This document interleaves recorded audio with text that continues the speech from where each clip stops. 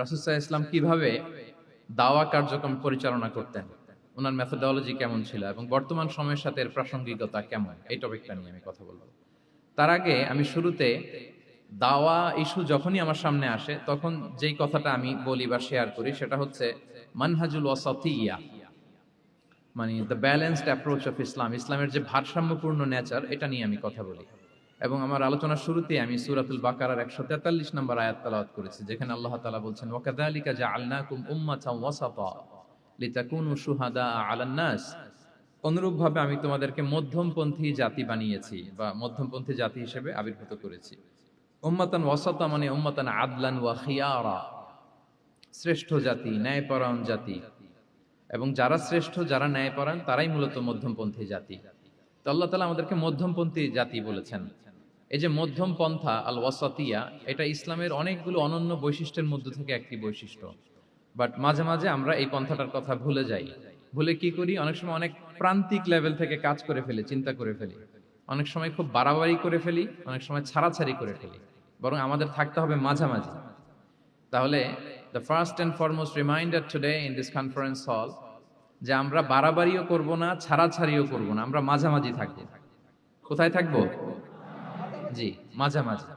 আল ওয়াসাতিয়্যা, যেটা শ্রেষ্ঠ এবং যেই মেথোডোলজির কথা কোরআন আমাদেরকে জানিয়েছে।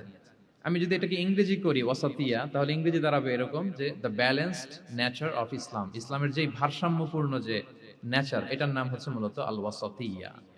আপনি যদি খেয়াল করে দেখেন যে কিভাবে আমরা অন্যান্য জাতিগোষ্ঠীর তুলনায় মধ্যমপন্থী জাতি, তাহলে দেখবেন যে আমরা যদি সাইয়েদনা ঈসা আলাইহিস সালামের ব্যাপারে কথা বলি, জেসাস ক্রাইস্টের ব্যাপারে, তাহলে দেখেন ওনার ব্যাপারে ইহুদি নাসারারা কেউ বাড়াবাড়ি করেছে, কেউ ছাড়াছাড়ি করেছে। আমরা একেবারে মিডল ওয়েতে আছি। যেমন ঈসা আলাইহিস সালামের ব্যাপারে খ্রিস্টানরা কি বলে জানেন? তারা বলে ঈসা আলাইহিস সালাম হচ্ছে আল্লাহর সন্তান। নাউযুবিল্লাহি মিন যালিক। Jesus Christ is the son of God, গডের সন্তান। তাহলে দেখেন কতটা বাড়াবাড়ি করলো, ঈসা আলাইহিস সালামকে উঠাতে উঠাতে খোদার আসনে নিয়ে বসালো। বাড়াবাড়ি হয়ে গেল না এটা? তাহলে একদল খুব বাড়াবাড়ি করলো। এবার যদি ইহুদিদের কথা চিন্তা করি, ইহুদিরা কি বলে? ইহুদিরা একেবারে উল্টো। তারা বলে ঈসা আলাইহিস সালাম হচ্ছে ইবনু জিনা, মানে জারদ সন্তান। নাউযুবিল্লাহ। দেখেন তাদের প্রত্যেকের আকীদা শোনা মাত্রই আপনাদেরকে বলা লাগতেছে না যে নাউযুবিল্লাহ বলেন, আপনারা স্বতঃস্ফূর্ত ভাবেই বলতেছেন নাউযুবিল্লাহ। তার মানে একদল বাড়াবাড়ি করলো, একদল ছাড়াছাড়ি। একদল বলল তিনি আল্লাহর সন্তান বলে একেবারে আল্লাহর উপরে উঠাই ফেলছে। আরেক দল নামাতে নামাতে একেবারে পদদলিত করলো, বলল তিনি হচ্ছেন বাস্টার্ড, মানে ইবনু জিনা, জারদ সন্তান। নাউযুবিল্লাহ মিন যালিক। একদল নিয়ে গেল একেবারে উপরে, আরেক দল একেবারে নিচে। কিন্তু আমরা কি বলি দেখেন, আমরা বলি ঈসা আলাইহিস সালাম উনি হচ্ছেন আব্দুল্লাহি ওয়া রাসূলুহু, তিনি হচ্ছেন আল্লাহ তাআলার দাস বা বান্দা এবং আল্লাহর সম্মানিত রাসূল। দেখুন কতটা ব্যালেন্স এই আকীদা। আমরা আব্দুল্লাহ বলার মধ্য দিয়ে বেসিক্যালি নাসারাদেরকে রিফিউট করি, তাদের প্রতিবাদ করি আমরা যে তোমরা যে বলেছো আল্লাহ সন্তান না, ওইদিকে উঠানো যাবে না, নিচে নামায় নিয়ে আসো, উনি আব্দুল্লাহ, আল্লাহর দাস। আর রাসূলুহু, সম্মানিত রাসূল বলে আমরা বেসিক্যালি ইহুদিদেরকে রিফিউট করি, তাদের প্রতিবাদ করি। আমরা বলি যে না, তোমরা যে বলেছো উনি জারদ সন্তান না, ওনার সম্মানকে পদদলিত করা যাবে না, উপরে উঠাইতে হবে, উঠায়া রাসূল ও সম্মানিত রাসূল।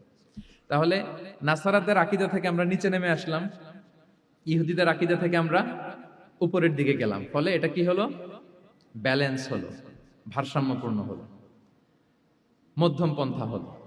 তো আশা করি মধ্যম পন্থার উদাহরণটা বুঝতে পেরেছেন। আরেকটা ছোট্ট উদাহরণ দেই। আমাদের বোনদের যখন পিরিয়ড চলে তখন নাসারারা কি করে দেখেন, খ্রিস্টানরা তারা সবকিছু করে, কোনো বাছবিচার রাখে না। তখন এমনকি ফিজিক্যাল ইন্টিমেসিতেও যায়। যখন আমাদের বোনদের পিরিয়ড চলে তখন তারা ফিজিক্যাল ইন্টিমেসিতেও যায়, কোনো বাছবিচার নাই। এটা হচ্ছে নাসারাদের অবস্থান। আর ইহুদিদের কি অবস্থান?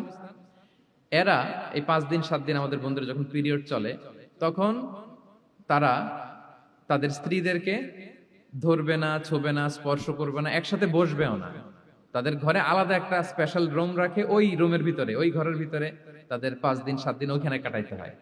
তোমরা আবার সুস্থ হলে তারপরে আসবে। দেখেন একদল খুব বাড়াবাড়ি করলো, আরেক দল ছাড়াছাড়ি করলো। কিন্তু আমাদের ইসলামে আমরা ব্যালেন্স, যে বোনদের যখন পিরিয়ড চলে হাজবেন্ড ওয়াইফ তখন স্বাভাবিক মেলামেশা, কথাবার্তা, ঘরের টুকিটাকি কাজ সবই করতে পারবে, ইল্লাল জিমা, যেটা আমরা ফিজিক্যাল ইন্টিমেসি বলি, ওইটা ছাড়া আমরা সবই করতে পারবো। তাহলে দেখেন এই দুইটা উদাহরণ আমি সামনে আনলাম এজন্য যে এই যে মানহাজুল ওয়াসাতিয়াতি ওয়াল ই'তিদাল, মধ্যম পন্থার কথা আমরা যেটা বলি, যেটাকে দিয়ে আল্লাহ তাআলা আমাদেরকে সম্মানিত করেছেন যে ওয়াকাযালিকা জাআলনাকুম উম্মাতাম ওয়াসাতা, তোমাদেরকে আমি মধ্যমপন্থী জাতি বানিয়েছি, তোমাদের মধ্যে বাড়াবাড়িও থাকবে না, ছাড়াছাড়িও থাকবে না, বরং আমরা হব মধ্যমপন্থী। আমরা কি হব? কি হব? তো প্রিয় ভাইয়েরা, প্রথম কথা হচ্ছে আপনি যখন দাওয়া বলবেন তখন আমাকে মধ্যম পন্থা বলতেই হবে। আমরা যখন ইসলাম শিখবো, শিখাবো, ইসলাম বুঝবো, বুঝাবো, এই সব ক্ষেত্রে আমাদেরকে মধ্যম পন্থা অবলম্বন করতে হবে। আমাদের খেয়াল রাখতে হবে আমরা যেন এক্সট্রিম লাইনে না যাই, আবার খুব এক্সট্রা লিবারেল যেন না হয়ে যায়, আমরা যেন মধ্যমপন্থী একটা অবস্থানে থাকি। এবং দাওয়া দেওয়ার ক্ষেত্রে এটাই বলা হয়েছে, আল্লাহ তাআলা বলছেন উদউ ইলা সাবিলি রাব্বিকা বিল হিকমাতি ওয়াল মাউইদাতিল হাসানাতি ওয়াজাদিলহুম বিল্লাতি হিয়া আহসান। নবী, আপনি লোকদেরকে আল্লাহর পথে ডাকুন, বিল হিকমা, প্রজ্ঞার সাথে, সুন্দর সুন্দর উপদেশ সহকারে, এবং কখনো তর্ক বিতর্কে জড়ানো লাগলে সেটা উত্তম ভাবে আপনাকে জড়াতে হবে। তার মানে এই যে ইসলাম বোঝার ক্ষেত্রে, প্রচারের ক্ষেত্রে মধ্যম পন্থার নীতি, যেটা প্রজ্ঞা বা সুন্দর উপদেশমালা দিয়ে দাওয়াত দেওয়া, এটাও মূলত মধ্যম পন্থারই বহিঃপ্রকাশ। আমরা যখন কোনো দাওয়া কাজ করব, অলওয়েজ মাথায় রাখতে হবে যে আমি বাড়াবাড়ি যেন না করি, আমি আবার ছাড়াছাড়িও যেন না করি, আমি যেন মাঝামাঝি থাকি। তো এই যে দাওয়া আমরা দিচ্ছি, দাওয়াটা কি? বেসিক্যালি এটা হচ্ছে একটা কমিউনিকেশন, রাইট? এই যে আমি কথা বলতেছি, আপনারা শুনতেছেন, ইমাম সাহেব খুতবা দিচ্ছেন, আমরা সেটা শুনি, স্ট্রিট দাওয়া হয়, বিভিন্ন রকম দাওয়া এখন হচ্ছে, এগুলো basically communication. And this communication should be full of wisdom and beautiful advice. এটাই মূলত আল ওয়াসাতিয়া, মানহাজুল ওয়াসাতিয়া, মধ্যম পন্থা। আমি যে বিশ্ববিদ্যালয় থেকে ব্যাচেলর করেছি, ওই বিশ্ববিদ্যালয়ের একটা স্লোগান আছে, মানহাজুল ওয়াসাতিয়াতি ওয়াল ই'তিদাল। ওনারা মধ্যম পন্থার কথা বলে। সো আমি যেহেতু এই বিশ্ববিদ্যালয় আল আজহারের গ্রাজুয়েট, আমি যেখানেই যাই একটু করে আমি এই আল ওয়াসাতিয়ার কথাটা বলি, প্রিয় ভাইরা।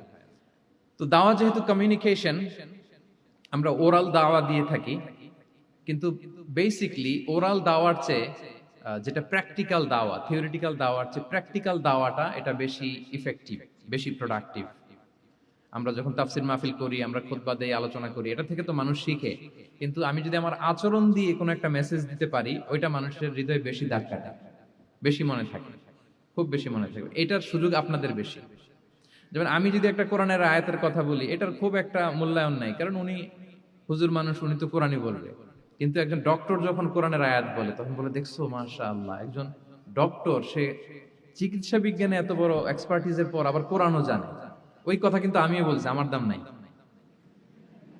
কিন্তু আপনাদেরকে কত সম্মানের চোখে দেখা হচ্ছে। আবার দেখেন, 5 ওয়াক্ত সালাত আদায় করা জামাতের সাথে, ফরজ সালাতগুলো, এটা তো মানে করতেই হবে, কম্পালসারি। এটা করে তো খুব বেশি ক্রেডিট নেওয়ার কিছু নাই, তো আমরা সবাই পড়ি। কিন্তু একজন ডাক্তার যখন নামাজ পড়ে, খেয়াল করে দেখবেন, একজন ডক্টর যখন চেম্বারে রোগীদেরকে রেখে বলে যে, ওখানে যদি লেখা থাকে যে সালাতের সময় বিরতি থাকবে, বা বলা হয় যে এই ডাক্তার কিন্তু রুগী বসিয়ে রেখে নামাজটা পড়ে এসে আবার রুগী দেখা শুরু করে, এটা সবাই খুব পজিটিভলি নেয়, যে দেখো এত ব্যস্ততার পরেও চাইলে এই সময় রুগী দেখতে পারতো, কিন্তু উনি নামাজ পড়ে। দেখেন, একই করণের কথা আমিও বললাম, আপনিও বললেন, আপনার মর্যাদা কত বেশি। আমিও জামাতে নামাজ পড়ি, ইমামতি করাই, আর আপনি যে একটু তাড়াতাড়ি করে নামাজটা পড়ে চলে আসেন, এটাতে আপনার এপ্রিসিয়েশন কত বেশি। তো এভাবে আপনাদের কিন্তু দাওয়া কাজ করার সুযোগ অনেক বেশি, কারণ এটা অনেক মানে নোবেল একটা প্রফেশন, মহৎ পেশা। আপনারা জনগণকে সরাসরি সেবা দেওয়ার যে ব্যাপারটা, এটার সুযোগ আছে। যুদ্ধ বিধ্বস্ত আপনি আহতদেরকে সেবা দিতে পারেন, আগুনে পোড়া রোগীদেরকে সেবা দিতে পারেন, দুরারোগ্য ব্যাধি, তার আর যাওয়ার জায়গা নেই, আপনি সেবা দিতে পারতেছেন। যে কোনো রোগ বালাই, যে কোনো পরিস্থিতিতে যখন একজন মানুষ অসুস্থ হয়, তখন আপনি সেবা দিচ্ছেন, তখন তার মনটা কিন্তু খুব নরম থাকে, তার মধ্যে একটা অসহায়ত্ব কাজ করে। ওই একটা অসহায় মানুষ, তার মনটা খুব নরম, ওই রকম একটা সিচুয়েশনে তারা আপনাদের দ্বারস্থ হয়।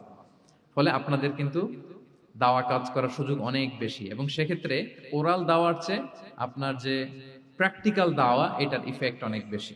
মানে আপনার চলনে বলনে, আপনার কথনে কথায়, আপনার ব্যক্তিত্বে, পার্সোনালিটিতে, এটার মাধ্যমে যে দাওয়া ফুটে ওঠে, ওইটা বেশি ইফেক্টিভ। নিজের আচরণ দিয়ে যে মেসেজটা দেওয়া যায়, এটা সবচেয়ে ইফেক্টিভ। আপনার লেনদেন, আপনার ডিলিংস কেমন, আপনি মানুষ হিসেবে কেমন, এটা সবচেয়ে পাওয়ারফুল দাওয়া। উমরে ফারুক রাদিয়াল্লাহু তাআলা আনহু, উনি ওনার ছাত্রদেরকে প্রায়ই বলতেন, উমরে ফারুক রাদিয়াল্লাহু তাআলা উনি বলতেন যে কুনু দুআতান ইলাল্লাহি ওয়া আনতুম সামিতুন, যে তোমরা আল্লাহর রাস্তায় দাওয়াতি কাজে বের হয়ে যাও এমন অবস্থায় যে তোমরা চুপচাপ। তো ছাত্ররা বলতো দাওয়াতি কাজও করতে বলতেছেন আবার চুপচাপও থাকতে বলতেছেন, এটা আবার কিভাবে দাওয়াত দিল? তো উমর ফারুক রাদিয়াল্লাহু তাআলা আনহু বলতেন বি আখলাকিকুম, তোমাদের আখলাক দিয়ে দাওয়াত দাও। আখলাক দিয়ে দাওয়াত দেওয়া যায় না? বলেন তো, আখলাক দিয়ে দাওয়াত দেওয়া যায় কি যায় না? যায়। এই আখলাক দিয়ে যে দাওয়াত, এটা অনেক পাওয়ারফুল। 10টা তাফসীর মাহফিল করে আমি এটা করতে পারবো না। আপনি আপনার আখলাক দিয়ে, আপনার ব্যক্তিত্ব দিয়ে, আপনার লেনদেন, হ্যাঁ, এগুলো দিয়ে আপনি যে দাওয়াটা দিতে পারবেন, অন্য অনেক কিছু দিয়ে সেটা হবে না। এজন্য ওমর ফারুক বলতেন কুনু দুআতান ইলাল্লাহি ওয়া আনতুম সামিতুন, আল্লাহর রাস্তায় দায়ী হয়ে বের হও কিন্তু চুপচাপ। কিভাবে? বলে বি আখলাকিকুম, তোমাদের আখলাক দিয়ে। এটা বেশি পাওয়ারফুল। এবং রাসূল সাল্লাল্লাহু আলাইহি ওয়াসাল্লামের ব্যাপারে যখন জিজ্ঞেস করা হতো আম্মাজান আয়েশা রাদিয়াল্লাহু তাআলা আনহাকে যে রাসূল সাল্লাল্লাহু আলাইহি ওয়াসাল্লামের আচরণ কেমন ছিল, তখন আম্মাজান আয়েশা বলতেন যে কানা খুলুকুহু আল কোরআন, কোরআনই ছিল রাসূল সাল্লাল্লাহু আলাইহি ওয়াসাল্লামের চরিত্র। পুরো কোরআনে 30 পারায় থিওরিটিক্যালি যা বলা আছে রাসূল সাল্লাল্লাহু আলাইহি ওয়াসাল্লামের জীবনীতে প্র্যাকটিক্যালি সেটা দেখানো আছে। তো আম্মাজান আয়েশা বলতেন কানা খুলুকুহু আল কোরআন, রাসূল সাল্লাল্লাহু আলাইহি ওয়াসাল্লামের চরিত্র ছিল কোরআন। ইনদামা রাসূলুল্লাহ সাল্লাল্লাহু আলাইহি ওয়াসাল্লাম ইয়ামশি আলাল আরদ কাআন্নাল কোরআনা ইয়ামশি আলাইহি, রাসূল সাল্লাল্লাহু আলাইহি ওয়াসাল্লাম যখন মদিনার রাস্তা দিয়ে হেঁটে যেতেন, as if a living Quran is walking on the street, মনে হতো একটা জীবন্ত কোরআন রাস্তা দিয়ে হেঁটে হেঁটে যাচ্ছে। তো তাহলে we should try to be a living দাঈ, জীবন্ত দাঈ, প্র্যাকটিক্যাল দাঈ। এটা যদি আমরা হইতে পারি তাহলে অনেক বেশি ইম্প্যাক্ট করা যাবে সোসাইটিতে, অনেক ইনফ্লুয়েন্স করা যাবে। যেটা বললাম যে আমাদের সততা, আচরণ, ব্যক্তিত্ব, পার্সোনালিটি, এগুলো দিয়ে আমরা যে দাওয়াটা দিতে পারি, ওরাল দাওয়া, বক্তব্য দিয়ে এটা অনেক সময় সম্ভব হয় না। এবং ডাক্তারদের জন্য এটা অনেক বড় একটা সুযোগ। তাহলে ইন্ট্রোডাক্টরি ডিসকাশনে আমি দুটা বিষয়ে কথা বললাম। এক হচ্ছে আমাদেরকে মধ্যমপন্থী হইতে হবে, মানহাজুল ওয়াসাতিয়া ওয়াল ইআতিদাল, এক নাম্বার। দুই নাম্বার হচ্ছে লিভিং দাঈ হওয়ার চেষ্টা করতে হবে, এটা বেশি প্রোডাক্টিভ এন্ড ইফেক্টিভ। বুঝতে পেরেছেন সবাই? মাশাআল্লাহ। এবার চলুন যে রাসূল সাল্লাল্লাহু আলাইহি ওয়াসাল্লামের যে প্রফেটিক দাওয়া মেথোডোলজি, কিভাবে উনি দাওয়া কাজের আঞ্জাম দিতেন, সেখান থেকে আমাদের নেয়ার আধুনিক সময়ের এর প্রাসঙ্গিকতা কি আছে, আমি 10টা পয়েন্টে আজকের এই সেমিনারে কিছু কথা উপস্থাপনের চেষ্টা করব। ওমা তাওফীকি ইল্লা বিল্লাহ। এক নাম্বার কথা হচ্ছে, আমরা যে দাওয়া দিব, এই দাওয়া language should be very soft and mild and very touchy. দাওয়া ল্যাঙ্গুয়েজ হইতে হবে ভেরি সফট। সব সময় ইফ ইউ টক অ্যাবাউট দাওয়া, this language should be very soft and mild and touchy. দাওয়ার কথা বললে হয়তো আপনি পলিটিক্স করেন, ওইটা আলাদা কথা। আপনি জেহাদের ময়দানে, ওইটা আলাদা কথা। আমি জেহাদ পলিটিক্স নিয়ে কথা বলতেছি না, আই এম টকিং অ্যাবাউট দাওয়া। যদি আপনি দাওয়া সেমিনারের কথা বলেন, যদি মেডিকেল দাওয়া সোসাইটি নাম দেন, দাওয়া বললে আমাকে বলতে হবে দাওয়ার language should be very soft and mild. আমরা এটা অনেক সময় ভুল করে ফেলি, এটা করা যাবে না। কারণ আপনি হৃদয় থেকে যদি কোনো কথা বলেন, এটা শ্রোতার হৃদয়ে যে টাচ করে। আল্লাহর হাবিব সাল্লাল্লাহু আলাইহি ওয়াসাল্লামের কথাগুলো নিয়ে এত আলোচনা, বিশ্লেষণ, কথাগুলো এত অ্যাপিলিং কেন, এত আবেদনময় কেন? এর কারণ হচ্ছে রাসূল সাল্লাল্লাহু আলাইহি ওয়াসাল্লাম যা বলেছেন তিনি হৃদয় থেকে বলেছেন। এবং হৃদয় থেকে কথা বের হলে এটা শ্রোতার হৃদয়ে যে টাচ করে। একটা ছোট্ট আয়াত আমি তেলাওয়াত করি, সূরা তাহার। আল্লাহ তাআলা বলছেন ফাকুলা লাহু কাওলান লাইয়িনা লাআল্লাহু ইয়াতাযাক্কারু আও ইয়াখশা। আল্লাহ তাআলা মূসা আলাইহিস সালাম এবং হারুন আলাইহিস সালাম, ওনাদের দুইজনকে বলছেন যে তোমরা দুই ভাই মিলে যাও ফেরাউনের কাছে, যে দাওয়াত দাও এবং কোমল ভাষায় দাওয়াত দাও। কি ভাষায়? কোমল ভাষায় দাওয়াত দাও। কাওলান লাইয়িনা, use very soft and mild language, very touchy language. Soft এবং কোমল ভাষায় দাওয়াত দাও কাকে? পৃথিবীর সবচেয়ে বড় সন্ত্রাস, তাই না? হ্যাঁ, দুর্ধর্ষ সন্ত্রাস, খোদাদ্রোহী, তারপর সীমালঙ্ঘনকারী। আপনি যত নেগেটিভ যা বলবেন সব যাবে ওর সাথে। ফিরআউন লাআল্লাহু ইয়াতাযাক্কারু আও ইয়াখশা, হয়তো সে উপদেশ গ্রহণ করবে অথবা তার হৃদয়ে ভয়ের উদ্রেক হতে পারে। হয়তো তোমরা soft and mild language use করবা। মূসা এবং হারুন কোমল ভাষায় যে তোমরা দাওয়াত দিবা। আচ্ছা, কার ব্যাপারে আল্লাহ বললেন, কাকে দাওয়াত দিতে বললেন? সবাই বলেন তো নামটা। ফেরাউন। আচ্ছা, ফেরাউনের ক্ষেত্রে আল্লাহ তাআলা বললেন যে soft and mild language use করো, নরম ভাষা। আমাকে উত্তর দেন, আমাদের কারেন্ট সময় আমরা যাদেরকে জালিম বলি, যাদেরকে খারাপ বলি, ফাসিক বলি, পাপাচারী, ধরেন যে আমার মতে বা আপনাদের মতে যে সবচেয়ে খারাপ, পাপাচারী, জালিম, ওই জালিমটা কি ফেরাউনের চেয়ে বড় জালিম? আমাদের চোখে যে জাহান্নামী, যে নিকৃষ্ট খারাপ পাপী যাকে আমি মনে করি, যদিও এরকম মনে করার সুযোগ আমাদের নাই। কে জান্নাতি কে জাহান্নামী এটা ডিসাইড করবে কে? আল্লাহ তাআলা। কিন্তু আমাদের চোখে যে পাপী, যে ভুল করেছে, যে জালিম, ওই জালিমগুলো খারাপ লোকগুলো কি ফেরাউনের চেয়ে বেশি খারাপ ছিল? ছিল? ওই ফেরাউনের ক্ষেত্রে আল্লাহ বলেছেন ফাকুল আলাহু কাওলান লাইয়িনা, সফট ল্যাঙ্গুয়েজ ইউজ করো মুসা এবং হারুন, কোমল ভাষা ব্যবহার করো, হয়তো তার ভুল ভেঙে যাবে, হয়তো সে উপদেশ গ্রহণ করবে। তো তাহলে দেখেন কত বড় ভুল আমরা করি।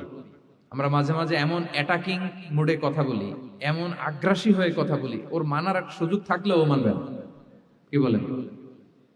যাও মানার একটু ইচ্ছা ছিল, আমার এই অ্যাটিটিউডের কারণে সে আর এটা শুনবে না। এটাই মানুষের স্বভাব। আপনি আগ্রাসী হয়ে অ্যাটাকিং হয়ে কথা বলে মানুষ এটা শোনে না। তাহলে দাওয়ার প্রফিটিক এক নাম্বার মেথোডোলজি হচ্ছে দাওয়ার ল্যাঙ্গুয়েজ হইতে হবে very soft and very mild. Allah তাআলা সূরাতু আলে ইমরানে বলছেন ফাবিমা রাহমাতিম মিনাল্লাহি লিনতা লাহুম ওয়ালাউ কুনতা ফাদদান গালিযাল কলবি লানফাদ্দু মিন হাওলিক। নবী হে, আল্লাহর অনুগ্রহে আল্লাহর রহমতে আপনি কোমল ভাষী হয়েছেন। আপনি কোমল ভাষী না হয়ে যদি রূঢ় ভাষী হতেন তাহলে মানুষজন আপনার কাছ থেকে ভেগে ভেগে পালাতো। কিন্তু আমরা দেখতাম যে সাহাবারা রাসূল সাল্লাল্লাহু আলাইহি ওয়াসাল্লামের কাছে শুধু জড়ো হইতে চেত, দেখা করতে চেত, রাসূলকে ঘিরে রাখতো, এত পছন্দ করতো রাসূল সাল্লাল্লাহু আলাইহি ওয়াসাল্লামের কোমল আচরণের কারণে। ইভেন ফ্যামিলিতে কোনো সমস্যা হলে অনেক সাহাবারা বলতেন ফ্যামিলির সাথে সমস্যা হলেও তারা রাসূলের কাছে চলে আসতো। এমনকি কারো পেটে ক্ষুধা লাগলেও তারা রাসূলের দরবারে চলে আসতো। তারা বলতো রাসূল সাল্লাল্লাহু আলাইহি ওয়াসাল্লামের চেহারার দিকে তাকালেই আমাদের ক্ষুধা মিটে যেত। কি কোমল ভাষী ছিলেন, কত সুন্দর সফট ল্যাঙ্গুয়েজ রাসূল সাল্লাল্লাহু আলাইহি ওয়াসাল্লাম ইউজ করেছেন। হ্যাঁ, রাসূল সাল্লাল্লাহু আলাইহি ওয়াসাল্লাম কখনো যে কঠোর ভাষায় কথা বলতেন না তা না, মাঝে মাঝে বলতেন, কিন্তু বেশিরভাগ ওনার দাওয়া ছিল সফট এন্ড মাইল্ড। মাঝে মাঝে প্রেক্ষাপটের আলোকে রাসূল সাল্লাল্লাহু আলাইহি ওয়াসাল্লাম অনেক সময় তেজস্বী জ্বালাময়ী ভাষণ দিতেন, মনে হতো ব্যাটালিয়নকে কমান্ড করছেন। এটা মাঝে মাঝে চেহারা লাল হয়ে যেত, গড়গড় করতেন যুদ্ধের আগে। কিন্তু রেগুলার বেসিসে রাসূল সাল্লাল্লাহু আলাইহি ওয়াসাল্লাম খুব কোমল ভাষায় কথা বলতেন। তাহলে এক নম্বরে যেটা জানলাম, যদি আপনি দাওয়া মেন্টালিটি, দাওয়া মোডে থাকতে চান, আপনার ভাষা হতে হবে শক্ত না নরম? সফট হইতে হবে, কোমল। কারোর প্রতি আগ্রাসী হয়ে যেন আমরা কথা না বলি, অ্যাটাকিং মোডে যেন না বলি, বললেও শুনবে না। এটাই মানুষের নেচার, সফট ল্যাঙ্গুয়েজে বলতে হয়। ফেরাউনকে যদি বলা হয় ওর সাথে ভালোভাবে বলো, তো আমাদের আশেপাশে যারা আছে এরা তো আরো এদেরকে সম্মান দিয়ে নরম করে বলা উচিত। কি বলেন? জি, এক নম্বর গেল। দুই নম্বর হচ্ছে দাওয়াকে ফলপ্রসূ করতে হলে রাসূল সাল্লাল্লাহু আলাইহি ওয়াসাল্লাম যেটা করতেন, শ্রোতাদের অনেক সময় মনোযোগ আকর্ষণের জন্য উনি অনেক ধরনের টুলস, অনেক ধরনের জিনিস তিনি ব্যবহার করতেন। যেমন একটা পদ্ধতি রাসূল সাল্লাল্লাহু আলাইহি ওয়াসাল্লামের ছিল, রাসূল সাল্লাল্লাহু আলাইহি ওয়াসাল্লাম মানুষের আকর্ষণ বৃদ্ধির জন্য মাঝে মাঝে প্রশ্ন ছুড়ে দিতেন অডিয়েন্সকে, drawing attention of the listener by throwing questions. Question throw করার মাধ্যমে অ্যাটেনশন গ্রো করতেন। হাদিসে এরকম অনেক উদাহরণ পাওয়া যায়। একটা ছোট্ট হাদিস শেয়ার করি, সহিহ মুসলিমে এসেছে। রাসূল সাল্লাল্লাহু আলাইহি ওয়াসাল্লাম একবার সাহাবাদেরকে বললেন, ইন্না মিনাশ শাজারি শাজারাতান লা ইয়াসকুতু ওয়ারাকুহা মাসালুহা মাসালুল মুসলিম। রাসূল সাল্লাল্লাহু আলাইহি ওয়াসাল্লাম জিজ্ঞেস করলেন, তোমরা কি কেউ বলতে পারবা বৃক্ষরাজির মধ্যে একটা বৃক্ষ আছে, গাছের মধ্যে একটা গাছ আছে যেই গাছের কখনো পাতা ঝরে না, ওই গাছের পাতা কখনো ঝরে না। এর দৃষ্টান্ত হচ্ছে মুসলিমের দৃষ্টান্তের মতো। বলতো ফাহাদ্দিসুনি মা হিয়া, বলতো ওই গাছটা কি? কে বলতে পারো? আপনারা তো সব একেবারে পেরে গেছেন। তো সাহাবারা ওই দিন কেউ বলতে পারেন নাই, কারণ কি জানেন? একে তো আমরা জানি হাদিস স্টাডি করার কারণে, হাদিস স্টাডি না করলে তো আমরা বলতে পারতাম না, আমাদের দেশে তো খেজুর গাছ তো হয় না। তো ওনারা কেউ বলতে পারে না, এর কারণ হচ্ছে তারা ভাবছিল প্রশ্ন যেহেতু করছে এটা যেন তেন প্রশ্ন, এটা কঠিন কোনো গাছের একটা নাম বলতে হবে। তো বাড়ির পাশে যে খেজুর গাছ, মদিনার অলিতে গলিতে যে খেজুর গাছ ভর্তি, এই দিকে আর ওনাদের অ্যাটেনশন যায় না। ওনারা চলে গেছে মরুভূমিতে, ইয়ামানে, তারপর একেবারে ডেজার্টের মাঝখানে কি কি ক্যাকটাস, গুলমলতা, কি কি গাছ আছে ওগুলো আওড়াচ্ছে মনে মনে। ভাবতেছে যে খেজুর গাছের কথা তো রাসূল সাল্লাল্লাহু আলাইহি ওয়াসাল্লাম আমাদের জিজ্ঞেস করার কথা না, এ তো আমাদের গাছ, বাড়ির পাশের গাছ। তো কেউই আর বলতে পারে নাই। এরপর রাসূল সাল্লাল্লাহু আলাইহি ওয়াসাল্লাম যখন দেখলেন সবাই অপারগ, রাসূল সাল্লাল্লাহু আলাইহি ওয়াসাল্লাম বললেন, ইন্নাহা আন-নাখলা, এটা হচ্ছে খেজুর গাছ, ডেট প্লান্ট। তো আব্দুল্লাহ ইবনে ওমর রাদিয়াল্লাহু তাআলা আনহু বাড়িতে যাওয়ার পরে ওমরে ফারুককে তার বাবাকে বললেন যে, বাবা, আজকে যে রাসূল সাল্লাল্লাহু আলাইহি ওয়াসাল্লাম প্রশ্ন ছুড়ে দিলেন আপনারা যে কেউ পারলেন না, উত্তরটা কিন্তু আমি পারতাম। তো ওমরে ফারুক বললেন, বলো কি তুমি পারতা? তো বললা না কেন? তুমি আজকে উত্তর দিতে পারলে তো রাসূলের সামনে আমার বুকটা এত বড় হয়ে যেত। লাল উট পেলে আরবরা যেই খুশি, আমি এর চেয়ে বেশি খুশি হতাম। তখন উনি বললেন যে আপনি পারতেছেন না, অন্যান্য বয়স্ক সাহাবারা পারতেছে না, মুরব্বীরা কেউ যেহেতু বলে নাই, আমি বিনয়ের খাতিরে উত্তরটা দেই নাই, কিন্তু আমি জানতাম যে এটা খেজুর গাছ। তাহলে দেখেন রাসূল সাল্লাল্লাহু আলাইহি ওয়াসাল্লাম অ্যাটেনশনটাকে ড্র করার জন্য প্রশ্ন ছুড়ে দিতেন। আপনারা তো মানে প্রশ্ন ছড়াই তো আপনাদের কাজ, যে কি অবস্থা, শরীরটা কেমন, পেট ঠিক আছে কিনা, ঘুম হয় কিনা, কমন প্রশ্ন না আপনাদের? আপনাদের কাছে গেলেই তো প্রথমে জিজ্ঞেস করে যে হজম হয় কিনা, তারপর ঘুম আসে কিনা, এই হয় কিনা, অনেক প্রশ্ন আপনারা করেন। তো এইভাবে আপনি যদি আস্তে আস্তে প্রশ্নের ছলে যদি তাকে আপনি দাওয়া দিতে চান, আপনি কিন্তু দিতে পারেন। এটা রাসূল সাল্লাল্লাহু আলাইহি ওয়াসাল্লামের একটা দাওয়া মেথোডোলজি ছিল। দুইটা বলে ফেললাম। একটা হচ্ছে দাওয়ার ল্যাঙ্গুয়েজ হতে হবে অনেক শক্ত, নাকি হ্যাঁ নরম, সফট এন্ড মাইল্ড। দুই নাম্বার হচ্ছে প্রশ্ন ছুড়ে দিয়ে শ্রোতাকে আকর্ষণ করা, মনোযোগ আকর্ষণ করা। তিন নাম্বার ভিজুয়াল এক্সপ্লেনেশন। রাসূল সাল্লাল্লাহু আলাইহি ওয়াসাল্লাম এটা করতেন যাতে করে আরো সহজে বোঝানোর জন্য। এটা নিশ্চয়ই আপনারা করেন। রাসূল সাল্লাল্লাহু আলাইহি ওয়াসাল্লামের দাওয়া জিন্দেগিতে দেখা যায় প্রায় সময় কিছু উনি ভিজুয়াল এক্সপ্লেনেশন নিয়ে এসেছেন সাহাবাদের সামনে, যাতে করে সাহাবারা to get a better idea of the issue, আরো ইজিলি বুঝতে পারেন। যেমন একবার রাসূল সাল্লাল্লাহু আলাইহি ওয়াসাল্লাম অনাথ ইয়েতিমদেরকে যারা দেখভাল করে তাদের কি মর্যাদা, এটা বোঝাতে যে রাসূল সাল্লাল্লাহু আলাইহি ওয়াসাল্লাম দুই আঙ্গুল উঁচু করে একবার বললেন যে আনা ওয়া কাফিলুল ইয়াতীমি ফিল জান্নাতি কাহাতাইন, অর্থাৎ আমি এবং এতিমের রক্ষণাবেক্ষণকারী কিয়ামতের দিন এভাবে কাছাকাছি প্রতিবেশী হয়ে থাকবো। এই দুইটা আঙ্গুলের মাঝখানে যেমনি খুব একটা স্পেস নাই, গ্যাপ নাই, মানে একেবারে কাছাকাছি, নেইবরিং ফিঙ্গার, রাইট? আমি এবং এতিমের রক্ষণাবেক্ষণকারী এভাবে নেইবর হয়ে থাকবো। এই যে ভিজুয়াল এক্সপ্লেনেশন দেখছেন, এই যে দাওয়ার মধ্যে মাঝে মাঝে এরকম ভিজুয়াল এক্সপ্লেনেশন করতে হবে যাতে করে শ্রোতারা বুঝে। রাসূল ইসলাম এটা করেছেন। মুসনাদে আহমদে এক হাদিস এসেছে, রাসূল ইসলাম একবার খেজুরের একটা ডাল নিয়ে মরুভূমির মধ্যে একটা দাগ টানলেন। খাত্তালানা রাসূলুল্লাহ সাল্লাল্লাহু আলাইহি ওয়াসাল্লাম খাত্তান, একটা স্ট্রেট লাইন দিয়ে রাসূল সাল্লাল্লাহু আলাইহি ওয়াসাল্লাম বললেন এটা হচ্ছে সিরাতুল মুস্তাকিম। সাহাবাদের দৃষ্টি আকর্ষিত হলো, সবাই মনোযোগী হয়ে উঠল, তাই নাকি? এটা সিরাতুল মুস্তাকিম, যে দোয়া আমরা প্রতিদিন করি, ইহদিনাস সিরাতাল মুস্তাকিম। খেজুরের ডাল দিয়ে স্ট্রেট লাইন কেটে বললেন এটা হচ্ছে সিরাতুল মুস্তাকিম। এবার ওই খেজুরের ডাল দিয়ে ডানে বায়ে অনেকগুলো ছোট ছোট দাগ কাটলেন আর বললেন হ্যাঁ দিহি সুবুলুশ শাইতান, এগুলো হচ্ছে শয়তানের রাস্তা, এটা হচ্ছে মুস্তাকিম সোজা রাস্তা যেটা জান্নাতে যায়। আর ডানে বায়ে অনেকগুলো দাগ কাটলেন, ডেকে বললেন এই প্রতিটি রাস্তায় একটা করে শয়তান বসে থাকে আর সে তোমাদেরকে টেম্পটেশন দিতে থাকে, প্রভোকেশন করতে থাকে, ধোঁকা দিতে থাকে, ওয়াসওয়াসা দিতে থাকে। ডানে বায়ে না তাকিয়ে এই সিরাতুল মুস্তাকিমের পথেই অবিচল থাকতে হবে। তাহলে দেখেন মরুভূমির মাঝখানে, তখন তো আর ওই যে এলইডি প্রজেক্টর থাকলে হয়তো রাসূল সাল্লাল্লাহু আলাইহি ওয়াসাল্লাম ওইটাই ব্যবহার করতেন, আমরা এটা এখন করতে পারি বোঝানোর জন্য। রাসূল সাল্লাল্লাহু আলাইহি ওয়াসাল্লাম খেজুরের ডাল দিয়ে মরুভূমির মধ্যে দাগ কেটে সাহাবীদেরকে এই ভিজুয়াল এক্সপ্লেনেশন দিলেন এবং সাহাবারা খুব সহজে বুঝতে পারলেন যে কোনটা সিরাতুল মুস্তাকিম, কোনটা সিরাতুশ শাইতান।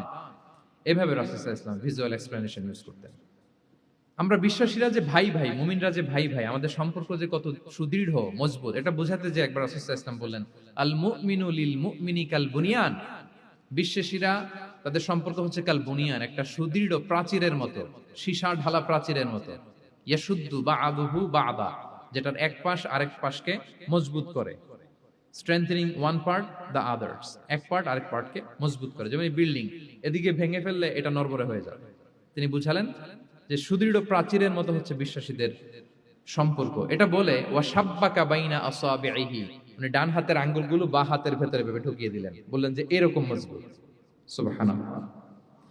এই যে এই হাতের আঙ্গুলগুলো এই হাতে ঢুকিয়ে এরকম চাপ দিলে খুব শক্ত হয় না, মজবুত হয় না? রাসূল সাল্লাল্লাহু আলাইহি ওয়াসাল্লাম বললেন আমাদের বন্ধন হচ্ছে এরকম সুদৃঢ় মজবুত, সুদৃঢ় সীসা ঢালা প্রাচীরের মতো। আল্লাহু আকবার। তাহলে এই যে ভিজুয়াল এক্সপ্লেনেশন, রাসূল সাল্লাল্লাহু আলাইহি ওয়াসাল্লাম বোঝানোর জন্য এই যে এরকম দাগ কাটা, কখনো এইভাবে, হাদিসে এরকম অনেক পাওয়া যায়। আমি অল্প কয়েকটা, সময়ের টাইম কনস্ট্রেইন্টের কারণে অল্প কয়েকটা নিয়ে আসলাম। তাহলে এটা রাসূল সাল্লাল্লাহু আলাইহি ওয়াসাল্লামের একটা দাওয়া মেথোডোলজি ছিল, বোঝানোর জন্য কত ইজিয়েস্ট ওয়েতে তিনি অডিয়েন্সের কাছে পৌঁছাতে পারেন। তিনি প্রয়োজনে ভিজুয়াল এক্সপ্লেনেশনের সহায়তা নিতেন। কয়টা গেল মেথোডোলজি?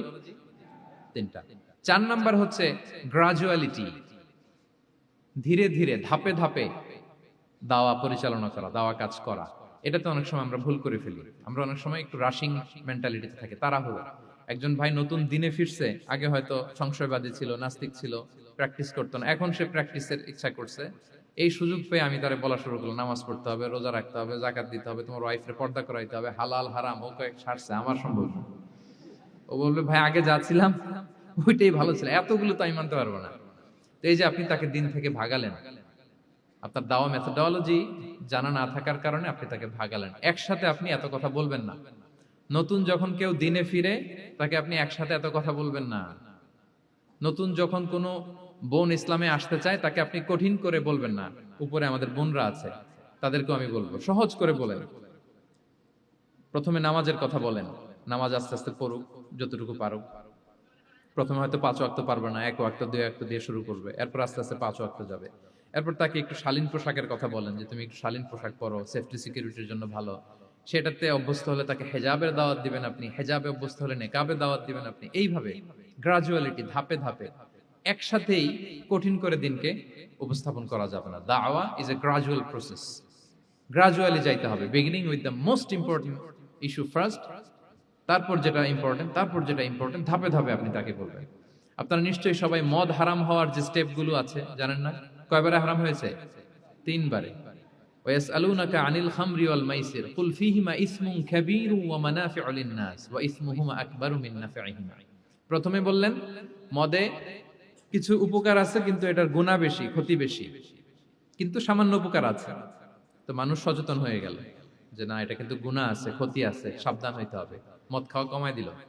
আচ্ছা, এরপর বলা হলো ওয়ালা তাকরাবুস সালাতা ওয়া আনতুম সুকারা, মাতাল হয়ে মদ খাওয়া অবস্থায় নামাজে যেও না।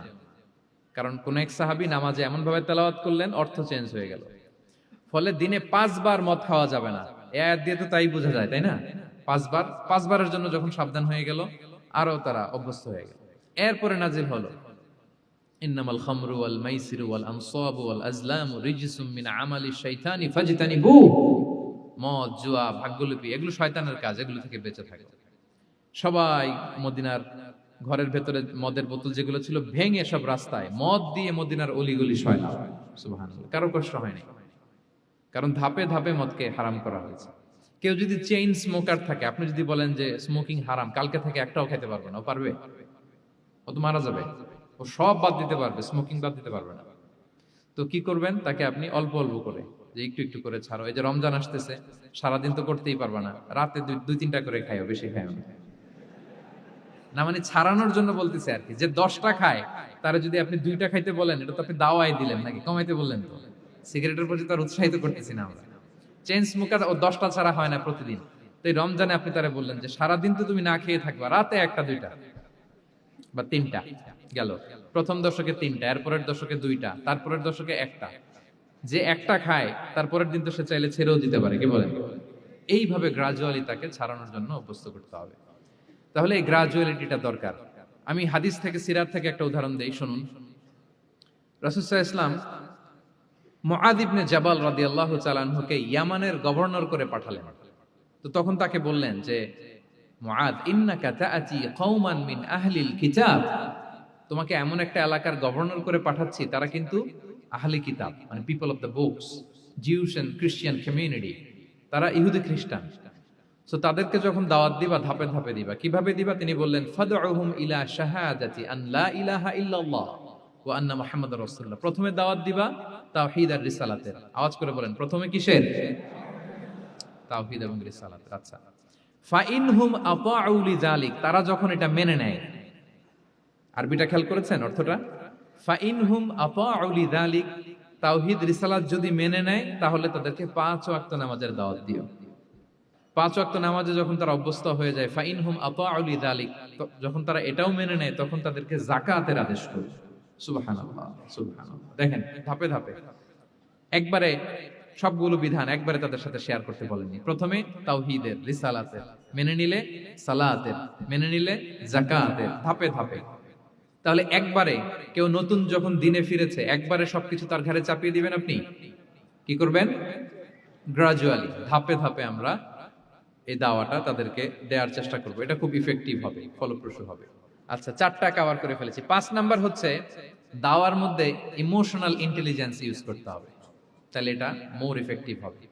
মানে আপনি মানুষের আবেগ অনুভূতি নাড়িয়ে দিয়ে যদি দাওয়া দিতে পারেন, এটা তার শুদ্ধাচারের জন্য অনেক কাজে দেবে। ইমোশনাল ইন্টেলিজেন্স মানে তার আবেগ, ইমোশনকে আপনি ট্রিগার আপ করবেন, ওইটাতে আপনি টাচ করবেন, তাহলে দেখবেন যে সে একেবারে কাবু হয়ে গেছে। এটা রাসূল সাল্লাল্লাহু আলাইহি ওয়াসাল্লামের সিরাতে আমরা অনেক সময় দেখেছি যে ইমোশনাল ইন্টেলিজেন্সকে কাজে লাগিয়ে রাসূল সাল্লাল্লাহু আলাইহি ওয়াসাল্লাম তার আবেগ অনুভূতিতে এমন ভাবে নাড়া দিয়েছেন তাকে আল্লাহ তাআলা হেদায়েতের রাস্তায় নিয়ে এসেছে। সুবহানাল্লাহ। একটা ছোট্ট উদাহরণ দেই, মুসনাদে আহমদ ইবনে হাম্বলের হাদিস, কিভাবে ইমোশনাল ইন্টেলিজেন্স রাসূল সাল্লাল্লাহু আলাইহি ওয়াসাল্লাম ইউজ করতেন, আবেগ অনুভূতিকে কিভাবে নাড়া দিতেন রাসূল সাল্লাল্লাহু আলাইহি ওয়াসাল্লাম। এক যুবক এসে সাহাবাদের সামনে রাসূল সাল্লাল্লাহু আলাইহি ওয়াসাল্লামকে বললেন, ইয়া রাসূলুল্লাহ ইযান লি বিজিনা, হে আল্লাহর রাসূল আপনি আমাকে জিনার অনুমতি দেন। নাউযুবিল্লাহ। কিসের? জিনার, মানে ব্যভিচারের অনুমতি দেন। ব্যভিচার বা জিনার অনুমতি দেন। আশেপাশের সাহাবারা তো রেগে মেগে আগুন। ফাআকবাল আল কওমু আলাইহি ফাজাজারু, সবাই তাকে দৌড়ে ধরতে গেল আর ধমকাতে লাগলো, ছি ছি ছি, মাহ মাহ। আমরা যেটা বাংলায় বলি ছি ছি, আরবিতে ওনারা কি বলে? মাহ মাহ, ছি ছি। কি বলো তুমি? লজ্জা শরমের মাথা খেয়ে তুমি রাসূলুল্লাহর দরবারে এসে বলতেছো, হে আল্লাহর রাসূল আপনি জিনার অনুমতি দেন। যে রাসূল আল্লাহর পক্ষ থেকে বাণী শোনায়, ওয়ালা তাকরাবুজ জিনা, তোমরা ব্যভিচারের নিকটবর্তীও হয়ো না, আর তুমি সেই নবীর কাছে এসে আবদার করতেছো জিনার অনুমতি দেন।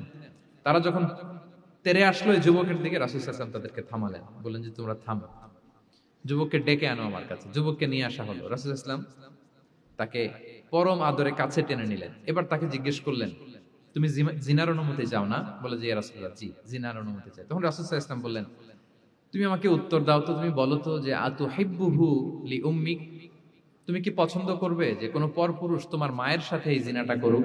তোমার এটা ভালো লাগবে? সে বলে লা ইয়া রাসূলুল্লাহ, না কখনো না, আমার মায়ের সাথে কেউ এই পাপাচারে লিপ্ত হবে এটা কোনো মানুষ মেনে নিবে না। আমি কেন, কেউ মেনে নিবে না। তারপর রাসূল সাল্লাল্লাহু আলাইহি ওয়াসাল্লাম তাকে বললেন আতুহিব্বুহু লিবনাতিক, তুমি তোমার কলিজার টুকরা সন্তান, কন্যা সন্তানের সাথে, তোমার কন্যার সাথে কেউ এই পাপ কাজটা করুক, এটা তুমি মেনে নিবে? এটা তুমি পছন্দ করো? সে বলল লা ইয়া রাসূলুল্লাহ, হে আল্লাহর রাসূল কখনো কালেও না, কখনো মানবো না, আমার মেয়ের সাথে কেউ এই কাজ করেন কখনো মানবো না। রাসূল সাল্লাল্লাহু আলাইহি ওয়াসাল্লাম আবার তাকে প্রশ্নবাণে জর্জরিত করতে লাগলেন, আবার বললেন আতুহিব্বুহু লি উখতিক, তুমি কি তোমার প্রিয় বোনের সাথে কেউ এটা করুক, এই পাপাচারে লিপ্ত হোক, জিনা করুক, পছন্দ করবে? তোমার বোনকে কেউ এরকম করবে, অপমান করবে, এটা চাইবে তুমি? বলে কখনো না, লা ইয়া রাসূলুল্লাহ, কখনো না, কেউই তো পছন্দ করবে না এটা। তখন রাসূল সাল্লাল্লাহু আলাইহি ওয়াসাল্লাম বললেন, তুমি যার সাথে জিনার অনুমতি চাইছো সে তো কারো না কারো মা, কারো না কারো মেয়ে, কারো না কারো বোন, তুমি এভাবে কেন ভাবতে পারো না? সুবহানাল্লাহ। এই কথা বলার পরে তো সে একেবারে ইমোশনালি এমন ড্যামেজ হয়েছে, লজ্জায় কাচুমাচু হয়ে মাথা নিচু করে দাঁড়ায়। তখন রাসূল ইসলাম তার পিঠে একটা আলতো চাপড় মারলেন, পরম মমতায় আলতো চাপড় দিয়ে তার জন্য দোয়া করলেন, আল্লাহুম্মা গফির যামবাহ ওয়া তাহহির কলবাহ ওয়া হাসসিন ফারজাহ, আল্লাহ তুমি এই যুবকের পাপ মোচন করো, আল্লাহ তুমি তার অন্তরটাকে পরিশুদ্ধ করো, আল্লাহ তুমি তার চরিত্রটাকে নিষ্কলুষ করো। এই হাদিসের রাবি উনি বলতেছেন, ফালাম ইয়াকুন বা'দা যালিকাল ফাতা ইয়ালতাফিতু ইলা শাই, ওই দিনের পর থেকে এই যুবক কখনো কোনো পরনারীর দিকে রাস্তায় তাকায় না। এই ইমোশনালি যখন তাকে দুর্বল করা হলো, তাকে যখন এইভাবে রাসূল সাল্লাল্লাহু আলাইহি ওয়াসাল্লাম প্রেজেন্টেশন করলেন, হাদিসের বর্ণনাকারী বলেন এরপরে আমরা কোনোদিন তাকে পরনারীর দিকে তাকাতে দেখি নাই। তার হৃদয়টাকে আল্লাহ তাআলা পরিশুদ্ধ করে দিলেন। রাসূল সাল্লাল্লাহু আলাইহি ওয়াসাল্লাম ওয়ায়ুযাক্কিহিম, কিভাবে মানুষকে পরিশুদ্ধ করতে দেখেন, কিভাবে তার আবেগ অনুভূতিকে নাড়িয়ে তার চিন্তার জগতে আলোড়ন সৃষ্টি করে তাকে এমন ভাবে কাবু করলেন যে রাসূল সাল্লাল্লাহু আলাইহি ওয়াসাল্লাম যেই দিকে তাকে গাইড করতেছে এখন সে সেদিকেই যেতে পারত। সো এইটা আমাদেরকে করতে হবে, ইমোশনাল ইন্টেলিজেন্স কাজে লাগিয়ে মানুষের আবেগ অনুভূতিতে নাড়া দিয়ে যদি আপনি তাকে কোনো কথা, কোনো বার্তা, কোনো নাসিহাত করেন, তখন সেটা সে শুনে, এমন শোনা শুনে এমন ভাবে সে হেদায়েতের পথে আসে যেটা আমরা কল্পনাও করতে পারি না।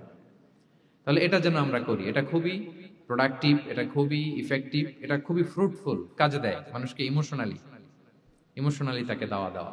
এই পয়েন্টটা বুঝতে পেরেছেন তো সবাই, না? আলহামদুলিল্লাহ। 6 নাম্বার মেথোডোলজি হচ্ছে দাওয়া should be full of love. দাওয়া বললে এটার সাথে লাভ থাকতে হবে, লাভ, ভালোবাসা। যদি আপনি দাওয়া বলেন এখানে লাভ থাকতে হবে, ইট কামস উইথ লাভ, ভালোবাসা। ভালোবাসা দিয়ে আপনি মানুষের হৃদয় জয় করতে হবে। আমরা দায়ীরা অনেক সময় বেশি জাজমেন্টাল হয়ে যাই। আরব শায়েকরা বলে যে নাহনু দুআত লাসনা কুদাত, আমরা দাঈ, আমরা জাজ নই, উই আর নট জাজেস। আমাদের অনেক দায়ীরা আমরা ভুল করে ফেলি, আমরা বলি যে ও খারাপ, ও এটা, ও জাহান্নামী, ও খারিজ, এরকম আমরা সবাইকে নাকচ করি। মনে হয় যেন সবাইরে জাহান্নামে পাঠাই, আমি একা জান্নাতে যেতে পারলেই সফল। আচ্ছা বলেন তো, সব গেল জাহান্নামে, আপনি একা শুধু জান্নাতে, ভাল লাগবে আপনার? এই যে আজকে আমরা এখানে সবাই ছাত্র, শিক্ষক, ডিস্টিংগুইশ গেস্টরা, উপরে আমাদের বোনরা, কত ভালো লাগতেছে না? ধরেন যে 2500 সিটিং ক্যাপাসিটির এই চীন মৈত্রী সম্মেলন কেন্দ্রে কেউ নাই, শুধু আপনি একা। এই বিশাল হল রুমে কেউ নাই, আপনি একা, ভাল লাগবে? তো সবাইকে জাহান্নামে পাঠিয়ে শুধু আমি জান্নাতে গেলে এটা আমার ভাল লাগবে না ওই জান্নাতে। So, আমরা কিভাবে আমাদের জান্নাতের দলকে ভারী করতে পারি, এই চেষ্টাটা আমাদের বেশি বেশি করতে হবে, কি বলেন? তাহলে দাওয়া should be full of love, কারণ ভালোবাসা দিয়ে যা জয় করা যায়, কঠোরতা দিয়ে তা পারা যায় না। ভালোবাসা দিয়ে আপনি যেটা করতে পারবেন, কঠোরতা দিয়ে কখনো সেটা করতে পারবেন। আসুন আমরা হাদিস থেকে শুনি, সিরাত থেকে শুনি। আল্লাহর হাবিব সাল্লাল্লাহু আলাইহি ওয়াসাল্লাম মসজিদে নববীতে বসে আছেন সাহাবাদেরকে নিয়ে। হঠাৎ এক বেদুইনের আগমন। বেদুইন মানে যার মধ্যে নগর জীবনের কোনো নিয়ম কানুন সে দেখেনি, জানে না, বুঝে না। সিভিলাইজেশন বলতে যেটা বুঝি, ভদ্রতা, কার্টিসি, ম্যানার, এটা সে শিখেনি। এরকম এক বেদুইন অনেক দূর পল্লী থেকে মদিনার মসজিদে নববীতে এসেছে, কিন্তু সে ইসলাম ধর্ম গ্রহণ করেছে, মুসলিম। তো মসজিদে ঢুকে সে 2 রাকাত নামাজ পড়তেছে, এসে যে রাসূলকে সালাম দিবে কথা, ওই কার্টিসিটাও নাই। রাসূল সাল্লাল্লাহু আলাইহি ওয়াসাল্লাম বসা ওইদিকে সাহাবাদের নিয়ে, সে তার মতো এসে এক জায়গায় মসজিদের সাথে তার উট বেঁধে সে 2 রাকাত নামাজ পড়ে দোয়া করতেছে আল্লাহর কাছে। কি দোয়া জানেন? দোয়ার মধ্যেও কাটিছি নাই। দোয়াতে বলে, ইয়া আল্লাহ, আল্লাহুম্মা আরহামনি ওয়ারহাম মুহাম্মাদা ওয়ালা তারহাম মা'ানা আহাদা। মানে আল্লাহ, তুমি শুধু আমারে রহম করো আর মুহাম্মদ সাল্লাল্লাহু আলাইহি ওয়াসাল্লামের রহম করো, আমাদের সাথে আর কাউরে রহম করো না তুমি। বেদুইন, তার মধ্যে আদাবু দোয়া, দোয়ার যে একটা এটিকেটস আছে, এটা তো তার জানা নাই। দোয়ায় অন্যদের জন্য দোয়া করলে যে নিজের লাভ, এটা সে জানতো না। আমি যদি বলি যে আল্লাহ এই ভাইদেরকে তুমি কবুল করো, তখন ফেরেশতারা বলে আল্লাহ যিনি দোয়া করতেছে আগে তাকে তুমি কবুল করো। কেউ অসুস্থ, আমি যদি বলি আল্লাহ আমার এই ভাইকে তুমি সুস্থ করো, আল্লাহর ফেরেশতারা বলে আল্লাহ যিনি দোয়া করলেন আগে তার রোগ বালাই থাকলে আগে তাকে সুস্থ করো। এই যে দোয়ার এটিকেটস, আদাব ও দোয়া, এটা সে জানতো না। সে দোয়া করতেছে আল্লাহুম্মা আরহামনি ওয়ারহাম মুহাম্মাদা ওয়ালা তারহাম মা'ানা আহাদা, শুধু আমারে রহম করো, মুহাম্মদ সাল্লাল্লাহু আলাইহি ওয়াসাল্লাম রহম করো, আর কাউরে না। তো রাসূল সাল্লাল্লাহু আলাইহি ওয়াসাল্লাম দূর থেকে দেখতেছেন এই দোয়া, আর বলতেছেন যে হায় রে, একটা প্রশস্ত জিনিসকে সে সংকীর্ণ বানায় ফেললো। আল্লাহর কাছে কি রহমের কোনো কমতি বা ঘাটতি আছে? নাই। সে তো দোয়াতে সবাইকে ইনক্লুড করতে পারতো। তো রাহমাতাল লিল আলামিন আল্লাহর হাবিব সাল্লাল্লাহু আলাইহি ওয়াসাল্লাম তিনি বুঝতে পেরেছেন যে এই লোকটা আসলে বেদুইন, তার মধ্যে ওই কার্টিসি নাই। তো তিনি ফলো করতে লাগলেন যে দেখি লোকটা কি করে। তো লোকটা দোয়া টোয়া করেই এবার যে মসজিদের এক কর্নারে বসে ওখানেই পেশাব করা শুরু করলো। মানে কোনো কার্টিসি, নিয়ম, ভদ্রতা তার জানা নাই। তো তাকে পেশাব করতে দেখে বাকি লোকেরা তো তাকে ধরতে গেল, মারতে গেল। রাসূল সাল্লাল্লাহু আলাইহি ওয়াসাল্লাম বললেন, দাউ, রাখো রাখো, আরে থামো থামো, ওকে কাজ সারতে দাও, ওকে ওর কাজ সারতে দাও। কারণ আপনারা এটা ভালো জানেন যে ওয়াশরুম সারা অবস্থায় যদি কেউ বাইরে থেকে জোরে ডাক দেয় তাহলে অবস্থা খারাপ আছে, ঠিক কিনা বলেন? কেউ টয়লেট সারতেছে ওয়াশরুমে, তখন যদি আপনি জোরে নক করেন এটা তার ক্ষতি হয়, কারণ আগে তাকে ওইটা পাস করতে হবে স্মুথলি। এটাও একটা এটিকেট যে কেউ ওয়াশরুমে গেল, আমাকেও যেতে হবে, তো আমি যে বারবার ডিস্টার্ব না করে ওখানে একটু পায়চারা করতে পারি, একটু হালকা মৃদু শব্দে কাশি দিতে পারি, বা আমি যে বাইরে আছি, সামওয়ান ইজ ওয়েটিং আউটসাইড, এটা তাকে বুঝাতে পারি। কিন্তু অনেকে যে কি করে, ধাম ধাম করার যখন শুরু করে, ওই বেচারার তো অবস্থা টাইট। এটা যেন আমরা না করি, এই শিক্ষাটা কিন্তু এই হাদিস থেকে পাই। রাসূল সাল্লাল্লাহু আলাইহি ওয়াসাল্লাম বললেন, দাউ দাউ, রাখো রাখো, আরে ছাড়ো ছাড়ো, ও তো এখন ইয়ে করতেছে, ইউরিন পাস করতেছে, রাখো, ওটাও সারুক, আগে সারুক, আমরা পরে ডিল করি। তো সবাইকে তিনি থামালেন, ও সারলো। এবার রাসূল সাল্লাল্লাহু আলাইহি ওয়াসাল্লাম বললেন, এবার তোমরা যে ওয়াহারিকু আলা বাউলিহি সাজলান মিন মা, যেহেতু মসজিদে নববীর ফ্লোর ছিল বালুর ফ্লোর, শুকিয়ে যাবে, বললেন যে ওর পেশাব করা জায়গার উপর 1 বালতি পানি ঢেলে দাও। সাহাবারা দিল। আর এই বেদুইন লোককে রাসূল সাল্লাল্লাহু আলাইহি ওয়াসাল্লাম কাছে টেনে নিলেন, যে তাকে খুব ভালোবাসা দিয়ে বললেন, কি অবস্থা তোমার, কোত্থেকে আসছো, সব খোঁজ খবর নিয়ে বললেন যে তুমি যে এইখানে নামাজ পড়লা, এরপরে আবার এই কাজটা সারলা, তুমি কি জানো এখানে আল্লাহর জিকির করা হয়, এটা আমাদের ইবাদতগাহ, এখানে আমরা রবের জিকির করি, তার কাছে ফরিয়াদ করি, সবাই মিলে এই কমিউনিটির সবাই এখানে আসে, এই কমিউনিটির, মদিনার কমিউনিটির সবাই মিলে, নারী পুরুষ নির্বিশেষে আমরা এসে এখানে আল্লাহর কাছে ফরিয়াদ করি, দোয়া করি, ইবাদত করি, কোরআন তেলাওয়াত করি, এটা আমাদের ইবাদতগাহ। এইখানে কি এমন কাজটা করা তোমার ঠিক হলো? সে তো লজ্জায় কাচুমাচু হয়ে রাসূল সাল্লাল্লাহু আলাইহি ওয়াসাল্লামের কাছে ক্ষমা চাইছে। সুবহানাল্লাহ বিহামদি। একটা কঠিন পরিস্থিতিকে ভালোবাসা দিয়ে রাসূল সাল্লাল্লাহু আলাইহি ওয়াসাল্লাম কোথায় নিয়ে যেতেন, এটাকে পুরো হিস্ট্রি পাল্টে দিতেন, সিনারিও পাল্টে দিতেন। সাহাবারা অবাক হলো, তারাও শিখলো যে না, এরকম করা যাবে না। তখন তাকে এইভাবে ডিল করলেন। আর সাহাবারা যারা রাগারাগি করেছিল, সাহাবীদেরকে রাসূল সাল্লাল্লাহু আলাইহি ওয়াসাল্লাম বললেন, ফাইন্নামা বুইসতুম মুয়াসসিরিন ওয়া লাম তুবআসু মুআসসিরিন।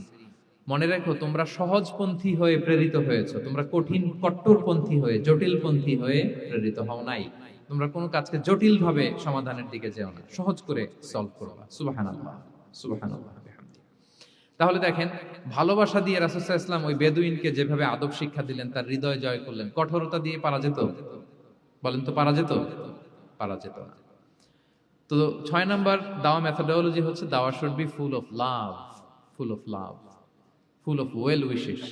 আপনি শুভকামনা, ভালোবাসা, এটা দিয়ে আপনি মানুষের হৃদয়ে যতটুকু জায়গা পাবেন, কঠোরতা দিয়ে পাবেন না। আরেকটা ছোট্ট উদাহরণ দেই।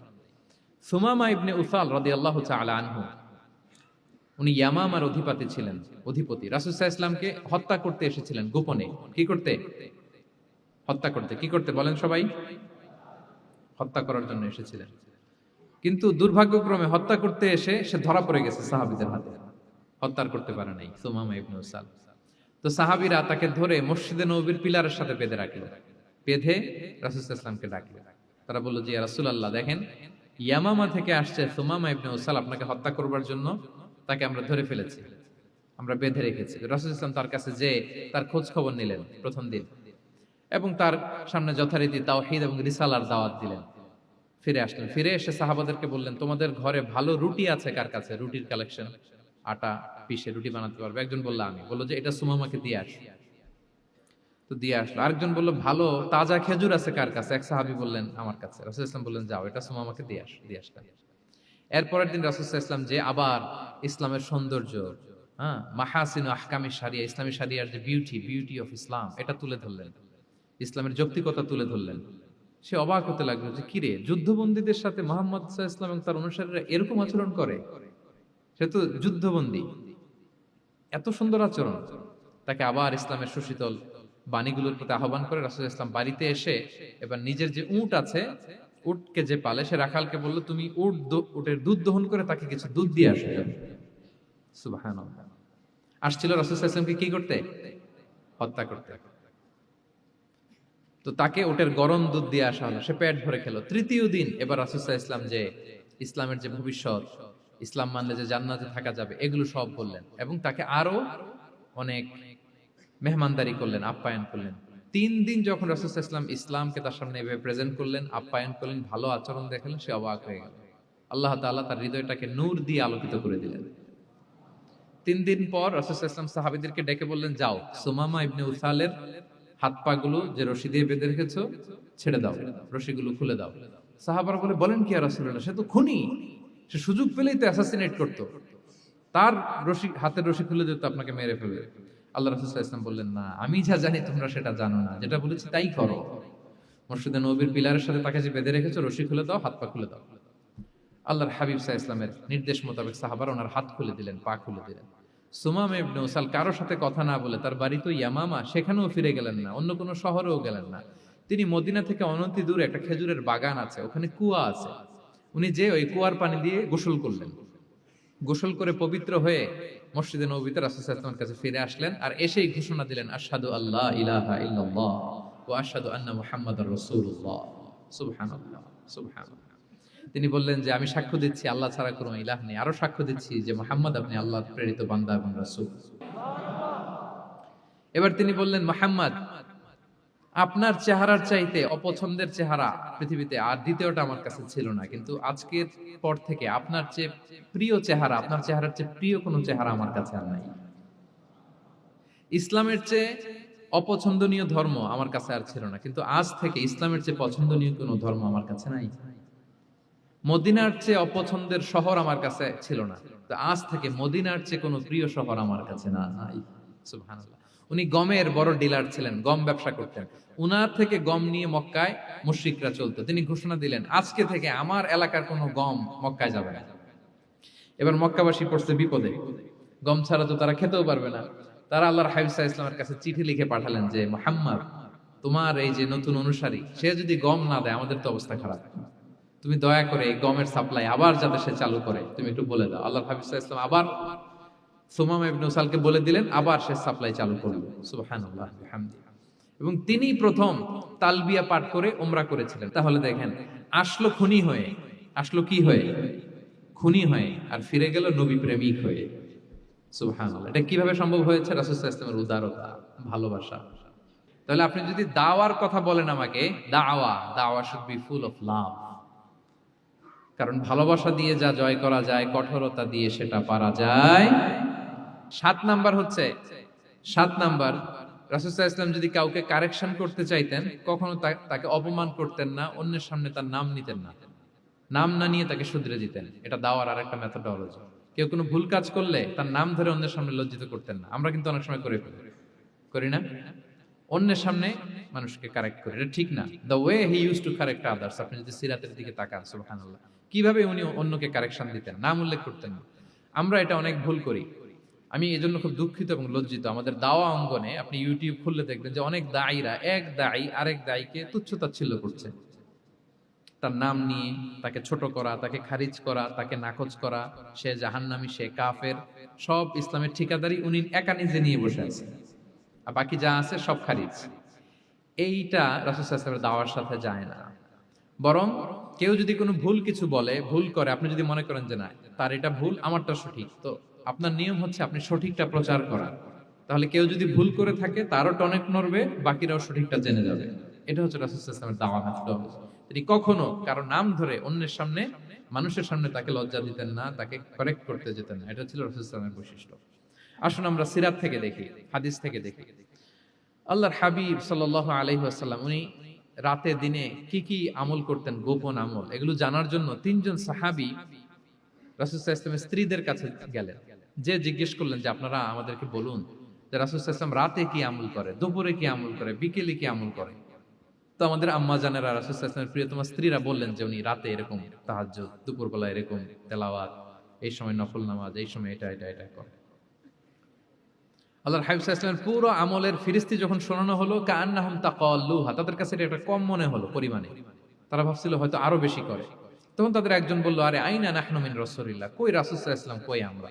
রাসূল সাল্লাল্লাহু আলাইহি ওয়াসাল্লামের ব্যাপারে আল্লাহ বলেছেন, কদ গুফিরা লাহু মা তাকাদ্দামা মিন যামবিহি ওয়া মা তাআখার, রাসূল সাল্লাল্লাহু আলাইহি ওয়াসাল্লামের আগের পরের সব গুনাহ মাফ।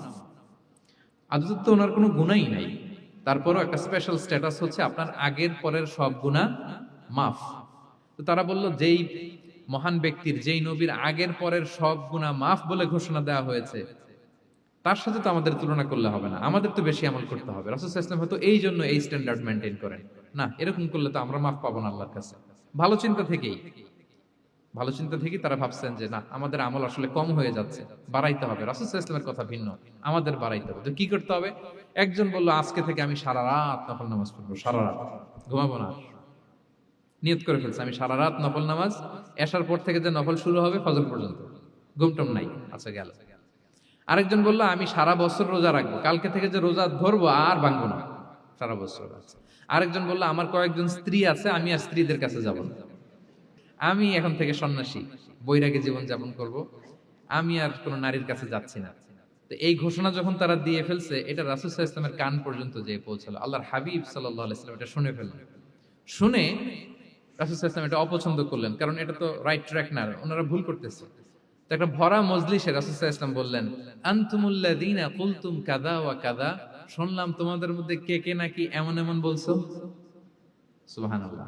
তিনি বলতে পারেন, এই আব্দুল্লাহ দাঁড়াও, এই আব্দুর রহমান স্ট্যান্ড আপ, এই দাঁড়াও, তুমি নাকি এটা বলছো, তুমি এটা বললে তো ওনারা লজ্জা পেতেন না? সবার সামনে লজ্জা পেতেন। উনি এটা না করে কাজ হাসিল হয়ে যাচ্ছে, বললেন আনতুমুল্লাযীনা কুলতুম কাযা ওয়া কাযা। অনেক বর্ণনা এরকম পাওয়া যায়, মা বালু আকওয়ামিন ইয়াফআলুনা কাযা ওয়া কাযা, মা বালু আকওয়ামিন ইয়াকুলুনা কাযা ওয়া কাযা। তাদের কি হলো, তারা এমন এমন বলে, তাদের হলোটা কি, তারা এমন এমন বলে। এইভাবে তিনি শুধরে দিতেন। তো বললেন, তোমাদের মধ্যে কেউ কেউ নাকি এটা বলে, এটা বলে। এই ওই 3 জনের তো টনক নড়ে গেছে, আর বাকিরা শুনতেছে। তখন রাসূল সাল্লাল্লাহু আলাইহি ওয়াসাল্লাম বললেন, না, এটা ঠিক নয়। আমি তোমাদের মধ্যে থেকে সবচেয়ে বেশি মুত্তাকি, সবচেয়ে বেশি বুজুর্গ। ওয়াল্লাহি ইন্নী লা আখশাকুম লিল্লাহি ওয়া আতকাকুম লাহু, আমি তোমাদের মধ্যে থেকে আল্লাহকে সবচেয়ে বেশি ভয় পাই। বলেন তো, রাসূল সাল্লাল্লাহু আলাইহি ওয়াসাল্লামের চেয়ে বেশি আল্লাহকে ভয় পাওয়া কারো পক্ষে সম্ভব? আল্লাহর হাবিব সাল্লাল্লাহু আলাইহি ওয়াসাল্লামের চেয়ে বেশি মুত্তাকি হওয়া কারো পক্ষে সম্ভব? আমার নবীর চাইতে শ্রেষ্ঠ হওয়া সম্ভব? তার যে স্ট্যান্ডার্ড ইবাদতের, এটারে ছাড়াই যাওয়া সম্ভব? সম্ভব না। তো তিনি বললেন যে আমি রাত্রিবেলা ঘুমাই আসার পরে আবার শেষ রাতে তাহাজ্জুদও করি, ঘুমও আছে নামাজও আছে, ব্যালেন্স। আমি সোম বৃহস্পতিতে রোজা রাখি, সপ্তাহের বাকি দিনগুলোতে খাই। আবার আমার অনেক 9 জন স্ত্রী তো এট এ টাইমে ছিল, আমি স্ত্রীদের সাথে মেলামেশাও করি। তো আমি এগুলো সব ঠিক রেখে আল্লাহর সবচেয়ে প্রিয় মুত্তাকি হইতে সমস্যা হলো না, তোমাদের এত সমস্যা কোথায়? তোমাদের সমস্যা কোথায়? আমার চেয়ে শ্রেষ্ঠ যদি কেউ কিছু করতে চাও, এটা হবে না, আমি হচ্ছি স্ট্যান্ডার্ড। সুবহানাল্লাহ। দেখেন, এইভাবে যখন বললেন, ঠিক করে দিলেন যে তোমরা কে কে জানি এরকম নিয়ত করছো, এটা ভুল করেছো, বরং শুদ্ধ হবে এটা। ওই 3 জনের টনক নড়ে গেছে, তারা শুধরে নিয়েছেন, আর বাকিরা সঠিক মেসেজটা, সঠিক নির্দেশনাটা জেনে গেল। তাহলে ওনাদেরকে কারেকশন করা হয়ে গেছে না অলরেডি? বলেন তো, ওনারা যে ভুল করছে কারেকশন হয়েছে কিনা? কিন্তু তাদেরকে অপমান করা হয়েছে। এই ভুলটা আমরা অনেক সময় করি, অন্যের সামনে, কখন নিজের ছেলেকে, নিজের স্ত্রীকে, বন্ধুকে, অন্যের সামনে এইভাবে আমরা যেন কারেক্ট না করি। কাউকে সংশোধন করতে চাইলে আল্লাহর হাবিব সাল্লাল্লাহু আলাইহি সাল্লামের দেখানো পথেই যেন আমরা সংশোধন করি। এটা হচ্ছে এই হাদিসের 1 নাম্বার শিক্ষা। আরেকটা শিক্ষা হচ্ছে ব্যালেন্স লাইফস্টাইল, ব্যালেন্স অ্যাপ্রোচ আমরা জানলাম। অনেকে মনে করে, আমার পরিচিত কয়েকজন লোক আছে, আমি বলছি, তারা থামাইছে কিনা জানি না, আমার কাছে এসে শোনাইতেছে, হুজুর আমি সারা বছর রোজা রাখি। তাই আমি বলছি, আপনারা বলছে কি সারা বছর রোজা রাখতে? সারা বছর তো রোজা রাখা নিষেধ, এটাকে সওমে ভিসাল বলে, এটা নিষেধ। বরং সবচেয়ে বেশি যদি কেউ রাখতে চায়, রাসূল সাল্লাল্লাহু আলাইহি ওয়াসাল্লাম বলছে, তাহলে সাওমুল্লাহি দাউদ, সিয়ামু দাউদ, দাউদ আলাইহিস সালামের রোজা, এর চেয়ে বেশি না। একদিন রাখবা, আরেকদিন ভাঙবা, একদিন রাখবা, আজকে রোজা রাখলে কালকে খাবেন, কালকে রাখবেন, এরপরের দিন রাখবেন, এরপরের দিন ভাঙবেন। এর চেয়ে বেশি রাখা যায় না। লাগাতার রোজা রাখা নিষেধ। লাগাতার 6 মাস, 5 মাস, সারা বছর অনেকে রোজা রাখে, এটা না জানার কারণে। তাহলে এই যে ইসলামের যে ব্যালেন্স লাইফস্টাইল, এটা আমরা জানলাম। কাউকে কিভাবে শুধরে দিতে হবে, কারেক্ট করতে হবে, কারেকশনের ওয়ে, এটা আমরা জানলাম। আরেকটা হচ্ছে ইসলাম যে the combination of material and spiritual life, এইটার একটা তথ্য আমরা জানলাম যে আপনার এই দুনিয়াও লাগবে, আপনার আখিরাতও লাগবে। আপনি সব ছেড়ে দিয়ে শুধু আল্লাহর রাস্তায় চলে গেলে ওইটা ইসলাম শিখায় নাই। ইসলাম যে আমাদেরকে ফরিয়াদ শিখায়, প্রার্থনা শিখায়, রব্বানা আতিনা ফিদ দুনিয়া হাসানা ওয়া ফিল আখিরাতি হাসানা ওয়া কিনা আযাবান নার। হে আল্লাহ, আপনি দুনিয়াতেও হাসানা দেন, আখিরাতেও হাসানা দেন। আগে চাইছি কোনটা, আখিরাত না দুনিয়া? রব্বানা আতিনা ফিল আখিরাতি হাসানা ওয়া ফিদ দুনিয়া হাসানা, এরকম নাকি রব্বানা ফিদ দুনিয়া হাসানা? দেখেন, দুনিয়াটা আগে, দুনিয়াটা আগে। সো ব্যালেন্স, এই ভারসাম্য রাখাটা, আমি আলোচনা শুরুই তো করেছি ওয়াসাতিয়া, মানে ভারসাম্যপূর্ণ। ইসলামের নেচারটা হচ্ছে ব্যালেন্সড অ্যাপ্রোচ। এটা আমরা এই হাদিস থেকে শিখতে পারি। আমাদের অনেকেরই এটাতে ঘাটতি আছে, অনেক জ্ঞানী, অনেক স্কলার, অনেক তার কিছু, কিন্তু তার মধ্যে ভারসাম্য এবং পরিমিতি বোধ নাই।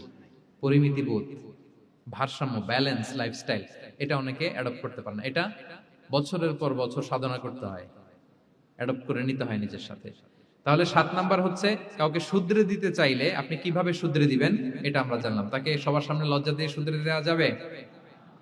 তাহলে কৌশলে তাকে শুধরে দিতে হবে। পারা যাবে তো ইনশাআল্লাহ? 8 নাম্বার, 8 নাম্বার হচ্ছে, এটা দায়ীদের জন্য অনেক বড় রিমাইন্ডার। সেটা হচ্ছে, আমরা যে দাওয়া দেই, এটা খেয়াল রাখতে হবে, আমি যা বলি ওটা সবার আগে অ্যাপ্লাই করতে হবে নিজের মধ্যে। আমরা অনেক সময় এটা করে ফেলি যে ভালো একটা হাদিস শুনলে, কোরআনের আয়াত শুনলে, একটা কিছু শুনলে মনে করি যে এগুলো এই সবার জন্য, মানে এটা বাদ, এখান থেকে শুরু, লাইনটা এখান থেকে শুরু, এইখান থেকে যারা আছে এই সবাই এগুলো পালন করবে, আমি এটার বাইরে। দেখবেন যার সাথেই কথা বলেন, তার কোনো সমস্যা, তার দোষ, তার কিভাবে সেলফ ডেভেলপমেন্ট, আত্মোন্নয়ন, আত্মশুদ্ধি, শুদ্ধাচার, এগুলো নিয়ে কথা নাই। খালি বলি যে কি সমস্যা রে ভাই সমাজে, জানেন, শেষ হয়ে গেল দেশটা। তারপর রাজনীতিতে সমস্যা, সমাজে সমস্যা, হুজুরদের মধ্যে সমস্যা, ওদের মধ্যে সমস্যা, শুধু সমস্যা, মানে উনি সব জায়গায় সমস্যা দেখতে পায়। কিন্তু বেসিকলি আপনি যখন সমস্যা নিয়ে কথা বলবেন, সবার আগে খেয়াল করতে হবে যে ওই সমস্যায় আমি আক্রান্ত কিনা।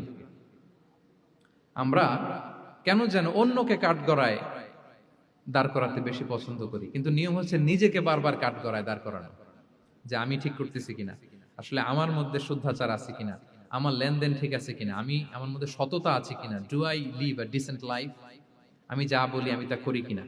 এটা অনেক সময় আমরা ভুলে যাই। আমরা যা বলি সেটার জন্য আগে আমরা নিজে আমল করতে পারি। আল্লাহ তৌফিক দান করুন। আল্লাহ তাআলা বলছেন, ইয়া আইয়ুহাল্লাযীনা আমানু লিমা তাকুলুনা মা লা তাফআলুন, কেন তুমি সেটা বলো যেটা তুমি করো না? কেন সেটা বলো? সো আমরা যদি দাওয়া কাজ করতে চাই, আমি যে দাওয়াটা দিব বা নাসিহাত দিব বা বার্তাটা রাখবো, সবার আগে যেন এটা নিজের দিকে, ওই তীর তীর যেন নিজের দিকে থাকে, যে না এটা আগে তোমার জন্য, আগে তুমি পালন করো, পাশাপাশি এটা সবার জন্য, এটা যেন আমরা করি। আল্লাহর হাবিব সাল্লাল্লাহু আলাইহি ইসলামের জীবনে যদি আমরা দেখি তাহলে দেখবো উনি যা বলতেন ওটা নিজে আগে বেশি করতেন। আল্লাহু আকবার। উনি ইবাদতের কথা বলতেন, আল্লাহর সামনে নিজেকে সঁপে দেওয়ার কথা বলতেন। আর নিজেকে কিভাবে সঁপে দিতেন দেখেন, তিনি যখন দোয়া করতেন নিজেকে ছোট করতে করতে তিনি আল্লাহরে বলতেন, আল্লাহুম্মা ইন্নী আবদুক ওয়া ইবনু আবদিক ওয়া ইবনু আমাতিক নাসিয়াতি বিয়াদিক। হে আল্লাহ, আমি আপনার দাস। আল্লাহ, আমি দাসের ঘরের দাস, দাসীর ঘরের দাস। মানে আমার পিতা আব্দুল্লাহ আপনার দাস, আমার মা আমিনা আপনার দাসী। সো আমরা সবাই আপনার গোলাম, গোলামের ঘরের গোলাম। এর চেয়ে তুচ্ছ, ছোট, নগণ্য করে কি আর আল্লাহর সামনে নিজেকে পেশ করা যায় বলেন? এরপর তিনি বলতেন, নাসিয়াতি বিয়াদিক। আল্লাহ, আমার মাথার চুলের ঝুঁটি আপনার হাতের মুঠোয়। মাথার চুলের ঝুঁটি হাতের মুঠোয় মানে কি? আপনি ডানে টান দিলে আমি ডানে যেতে বাধ্য, আপনি বাঁয়ে টান দিলে মানে আমার আর কিছু নেই, আল্লাহ সব সঁপে দিলাম আপনার কাছে। কিভাবে নিজেকে তিনি সঁপে দিতেন? তাহাজ্জুদের সালাতে যখন রাতে দাঁড়াতেন, আম্মা জান আয়েশা রাদিয়াল্লাহু তাআলা আনহা বলেন, দাঁড়িয়ে থাকতে থাকতে পা দুইটা ফুলে যেত এরকম, হাত্তা তাতাফাত্তারা কদামা। খুব কষ্ট হতো আল্লাহ রাসূল সাল্লাল্লাহু আলাইহি ওয়াসাল্লাম। আম্মা জান আয়েশা বলতেন, ইয়া রাসূলুল্লাহ, ক্বাদ গুফিরা লাকা মা তাকাদ্দামা মিন যামবিকা ওয়া মা তাআখার। আল্লাহ তো বলেছেন আপনার সব গুনাহ মাফ। গুনাই তো নাই, তাও ঘোষণা সব গুনাহ মাফ। এত কষ্ট নিজের দেহের উপর নিজে কেন দেন? আল্লাহর হাবিব সাল্লাল্লাহু আলাইহি ওয়াসাল্লাম বলতেন, আফালা উহিব্বু আন আকুনা আবদান শাকুরা। হে আয়েশা, এটা ঠিক আল্লাহ আমাকে মর্যাদা দিয়েছেন, কিন্তু আমি কি শুকরগুজার বান্দা হতে চাইবো না? আল্লাহর নেয়ামতে যে আমি ভেসে বেড়াই, আল্লাহর নেয়ামতে যে আমি বেঁচে আছি, আল্লাহর অনুগ্রহের কারণে যে আমার এত সম্মান, সে আল্লাহর প্রতি আমি কি নিজেকে পেশ করব না? আফালা উহিব্বু আন আকুনা আবদান শাকুরা। আমি কি শুকরগুজার হব না? আমার রোলটা তো আমাকে প্লে করতে হবে, আমাকে তো উজাড় করে আমার রবের সামনে আমাকে উপস্থাপন করতে হবে। দেখেন, শুধু বলতেন না, করে দেখাতেন। রাতের সালাতে যখন কিয়ামুল লাইল করতেন, কাঁদতে কাঁদতে দাড়ি ভিজে যেত, কাঁদতে কাঁদতে হাত্তা বাল্লাল আরদা হাত্তা বাল্লা লিহিয়াতাহু হাত্তা বাল্লা হাজরাহু, কাঁদতে কাঁদতে জুব্বা ভিজে যেত। সিজদায় পড়ে যখন থাকতেন কাঁদতে কাঁদতে জমিন ভিজিয়ে ফেলতেন আল্লাহর হাবিব সাল্লাল্লাহু আলাইহি ওয়াসাল্লাম। এভাবে নিজেকে আল্লাহ তাআলার সামনে পেশ করতেন। সো আমরা যারা দাওয়া অঙ্গনে কাজ করি, এটা খুব পিচ্ছিল পথ, এটা খুবই পিচ্ছিল। আমাদের খেয়াল রাখতে হবে যে আমি যা বলি এটা আমি করি কিনা। এটা দায়ীদের জন্য চ্যালেঞ্জিং। সে নিজে একটা ডিসেন্ট লাইফ লিড করা, তার নিজের মধ্যে সততা থাকা, নৈতিকতা থাকা, মোরালিটি, এথিক্স, ভ্যালিউজ নিয়ে যে আমরা বলি, ওই ভ্যালিউজের প্র্যাকটিস যেন আমাদের মধ্যে থাকে। আল্লাহ তাআলা আমাদেরকে তৌফিক দান করুক, আমরা পড়ি আমিন। 9 নম্বরে হচ্ছে কনসিডারেট হওয়া। রাসূল সাল্লাল্লাহু আলাইহি ওয়াসাল্লাম খুবই কনসিডারেট ছিলেন। এটা খুব গুরুত্বপূর্ণ, খেয়াল করে শুনুন। কনসিডারেট মানে খুব উচ্চ বিবেকবোধ সম্পন্ন ব্যক্তিত্ব, খুব বিবেকবোধ সম্পন্ন। আমাদের অনেকের মধ্যে এটা, আমাদের অনেকের সেন্স কাজ করে না। আল্লাহর হাবিব সাল্লাল্লাহু আলাইহি ওয়াসাল্লাম, he was a man of 6 senses. 6টা সেন্স ওনার কাজ করতো। সুবহানাল্লাহ, সুবহানাল্লাহ। কথা বলতেছেন, ওদিকে কি হচ্ছে, ওদিকে সব একসাথে এট এ গ্ল্যান্সে তিনি মেইনটেইন করতেন। সুবহানাল্লাহ। তো এই উচ্চ বিবেকবোধ সম্পন্ন হইতে হবে দাঈদের। রাসূল সাল্লাল্লাহু আলাইহি ওয়াসাল্লাম একবার নামাজ পড়াচ্ছেন, পিছনে বাচ্চার কান্নার আওয়াজ, নামাজ ছোট করে দিয়েছেন, একেবারে ছোট, শর্ট করে সিজদা, রুকু, মানে যতটুকু না হলেই না, অতটুকু করে নামাজ শেষ। জিজ্ঞেস করা হলো কেন? বললেন যে আমি দেখলাম একটা ছোট বাচ্চা কাঁদছে, এই বাচ্চার মায়ের বোধহয় খুব কষ্ট হয়ে যাচ্ছে পেছনে, বাচ্চাটাকে সামলাতে মহিলাদের প্রেয়ার হলে মাটার বোধহয় খুব কষ্ট হচ্ছে, এজন্য আমি নামাজটা একটু শর্ট করে দিয়েছি। সুবহানাল্লাহ। আমরা নামাজে দাঁড়ালে দিন দুনিয়ার হুঁশ নাই, কি হচ্ছে না হচ্ছে না, আপনার সব খেয়াল রাখতে হবে। কি হচ্ছে, you are a leader, you are a দাঈ, আপনাকে এটা খেয়াল রাখতে হবে। রাসূল সাল্লাল্লাহু আলাইহি ওয়াসাল্লাম এরকম উচ্চ বিবেকবোধ সম্পন্ন লোক ছিলেন। মুআয ইবনে জাবালকে এক জায়গার মদিনার পাশেই ইমাম করে পাঠালেন, ইমাম। তো ওই এলাকার মুসল্লিরা ছিলেন শ্রমজীবী। কি জীবী? শ্রমজীবী। ওনারা উট দিয়ে পানি নিয়ে খেজুর গাছে পানি সেচ দিত, তারা খুব কষ্ট করে সারাদিন। তো উনি মাগরিবের নামাজে একদিন নামাজ শুরু করলেন, আল্লাহু আকবার বলে সূরা ফাতিহার পরে উনি সূরা বাকারা শুরু করলেন। কোন সূরা? কোরআনের সবচাইতে ছোট সূরা নাকি? হ্যাঁ, আয়াত কত? সবচাইতে বড় সূরা। তো উনি হয়তো একটা খুব মানে চিল মুডে আছেন, একটা খুব ভালো মুডে আছেন, ইবাদতের একটা মুডে আছেন। উনার আবেগ থেকে উনি হয়তো সূরা বাকারা শুরু করে দিয়েছেন, তেলাওয়াত করে করে মজা পাচ্ছেন, করতেছেন। কিন্তু পিছনে মুসল্লিরা হচ্ছে শ্রমজীবী, সারাদিন খেতে খামারে খেজুর বাগানে কাজ করে ওনারা নামাজ পড়তেছেন। একদল তো নামাজ ছেড়ে দিছে, ছেড়ে দিয়ে নিজেরা নামাজ পড়ে আল্লাহর হাবিব সাল্লাল্লাহু আলাইহি ওয়াসাল্লামের কাছে যে বিচার দিলেন, যে রাসূলুল্লাহ দেখেন এমন একজনকে ইমাম হিসেবে পাঠালেন, উনি মাগরিবের নামাজ শুরু করছে সূরা বাকারা দিয়ে। আমরা হচ্ছে শ্রমজীবী মানুষ, আমরা কি পারি এত সময় দাঁড়িয়ে থাকতে? রাসূল সাল্লাল্লাহু আলাইহি ওয়াসাল্লাম খুব রেগে গেলেন, খুব। মুআয ইবনে জাবাল রাদিয়াল্লাহু তাআলা আনহুকে ডেকে পাঠালেন। ডেকে কি শব্দ ইউজ করছে জানেন? উনি বললেন, আফাত্তানুন আনতা ইয়া মুআয। ফাত্তান মানে ফিতনাবাজ। হে মুআয, তুমি কি সমাজে ফিতনা ছড়াচ্ছ? তোমাকে পাঠালাম সেখানকার ইউনিটি ধরে রাখতে, ইমাম হয়ে নামাজ পড়াবা, তালিম দিবা। আফাত্তান আনতা ইয়া মুআয, তুমি ফিতনা ছড়াচ্ছ? তুমি কেন সাব্বিহ ইসমা রাব্বিকাল আলা তোমার মুখস্থ নাই? ওয়াশ শামসি ওয়া দুহাহা মুখস্থ নাই? হাদিসে দুইটা সূরার কথা, যে এই সাইজের সূরাগুলো পারো না, তুমি এগুলো দিয়ে নামাজ পড়াবা, যাতে ওদের কষ্ট না হয়। ওরা তো শ্রমজীবী সাহাবী, ওদের দিকে তো তোমার খেয়াল রাখতে হবে, কনসিডারেট হতে হবে। সুবহানাল্লাহ। দেখেন রাসূল সাল্লাল্লাহু আলাইহি ওয়াসাল্লাম ইমামকে এনে শাসন করলেন, বুঝিয়ে বললেন যে না, তোমাকে ছোট ছোট সূরায় নামাজ পড়াতে হবে যাতে করে কষ্ট না হয়। এবং রাসূল সাল্লাল্লাহু আলাইহি ওয়াসাল্লাম কাউকে কোনো দায়িত্ব দিয়ে কাজে পাঠালে ওনার বিখ্যাত একটা বাণী তিনি বলে দিতেন। আমার ভেরিফাইড যে ফেসবুক পেজের কভার ফটোতে দেখবেন এই হাদিসটা দেয়া। সেটা হচ্ছে, তিনি কাউকে কোনো দায়িত্ব দিয়ে পাঠালে তিনি বলতেন, বাশশিরু ওয়ালা তুনাফফিরু, ইয়াসসিরু ওয়ালা তুআসসিরু। মানে তোমরা মানুষকে সুসংবাদ দিও, মানুষকে দিন থেকে ভাগিও না, দিনকে সহজ করে উপস্থাপন করো, দিনকে জটিল করে মানুষের সামনে উপস্থাপন করো। আমরা এটা ভুল করি, এত কঠিন ভাবে উপস্থাপন করি, ভাবে যে কঠিন করে উপস্থাপন করতে পারলেই বোধহয় ওনার ক্রেডিট। এরকম একটা মানসিকতা অনেকের আছে। কোন মুফতি যদি এমন কোন ফতোয়া দেয় যেটা সমাজের অধিকাংশ মুসলিম চেষ্টা করেও মানতে পারতেছে না, কঠিন হয়ে যাচ্ছে, তার মানে something is missing in the ফতোয়া, something is missing in the legal opinion, and the মুফতি should revise the issue again and again. তাকে আরো মুফতিদের সাথে রিভাইজ করতে হবে, আরো কিভাবে জীবন ঘনিষ্ঠ করে মাসালাটা দেয়া যায়, তাকে এটা ভাবতে হবে। কারণ আল্লাহ দিনের মধ্যে জটিলতা রাখেননি, কাঠিন্যতা রাখেননি। আমরা দিনকে কঠিনভাবে মানুষের কাছে উপস্থাপন করি, মানুষকে ভয় দেখাই, আমরা হতাশ করি, দিন থেকে ভাগাই। রাসূল সাল্লাল্লাহু আলাইহি ওয়াসাল্লাম বলেছেন, খবরদার দিন থেকে ভাগিও না, সহজ করে মানুষের কাছে উপস্থাপন করো, দিনকে জটিল করে মানুষের কাছে উপস্থাপন করবে না।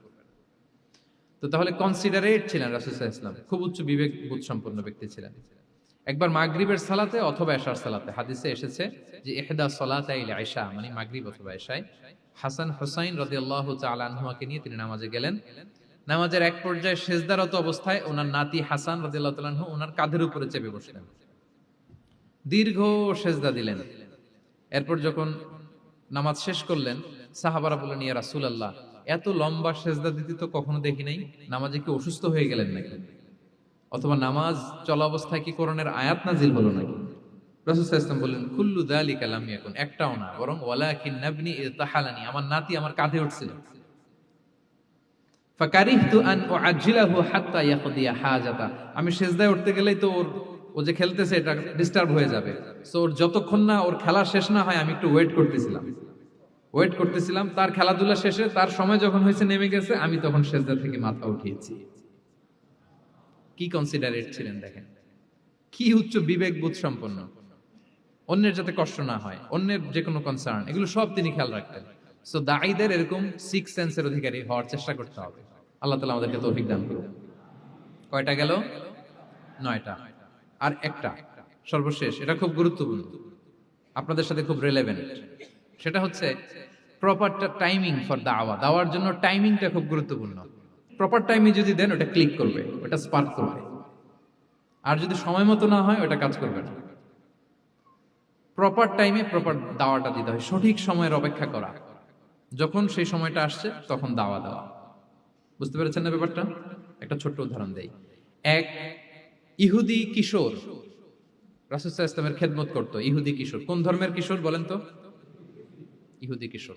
প্রায় আসতো রাসূল সাল্লাল্লাহু আলাইহি ওয়াসাল্লামের কাছে, আসতো রাসূল সাল্লাল্লাহু আলাইহি ওয়াসাল্লামের সেবা করত, কিন্তু তাকে কখনো রাসূল সাল্লাল্লাহু আলাইহি ওয়াসাল্লাম দিনের দাওয়াত দেননি।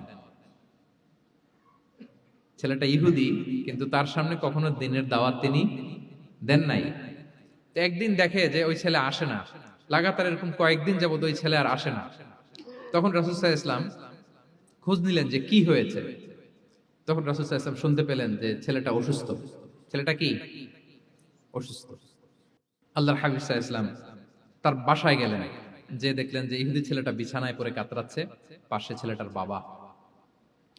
রাসূল সাল্লাল্লাহু আলাইহি ওয়াসাল্লাম তার মাথায় হাত বুলিয়ে দিলেন, তার খোঁজ খবর নিলেন। এবার রাসূল সাল্লাল্লাহু আলাইহি ওয়াসাল্লাম বললেন, আসলিম, মানে ইসলাম ধর্ম গ্রহণ করো।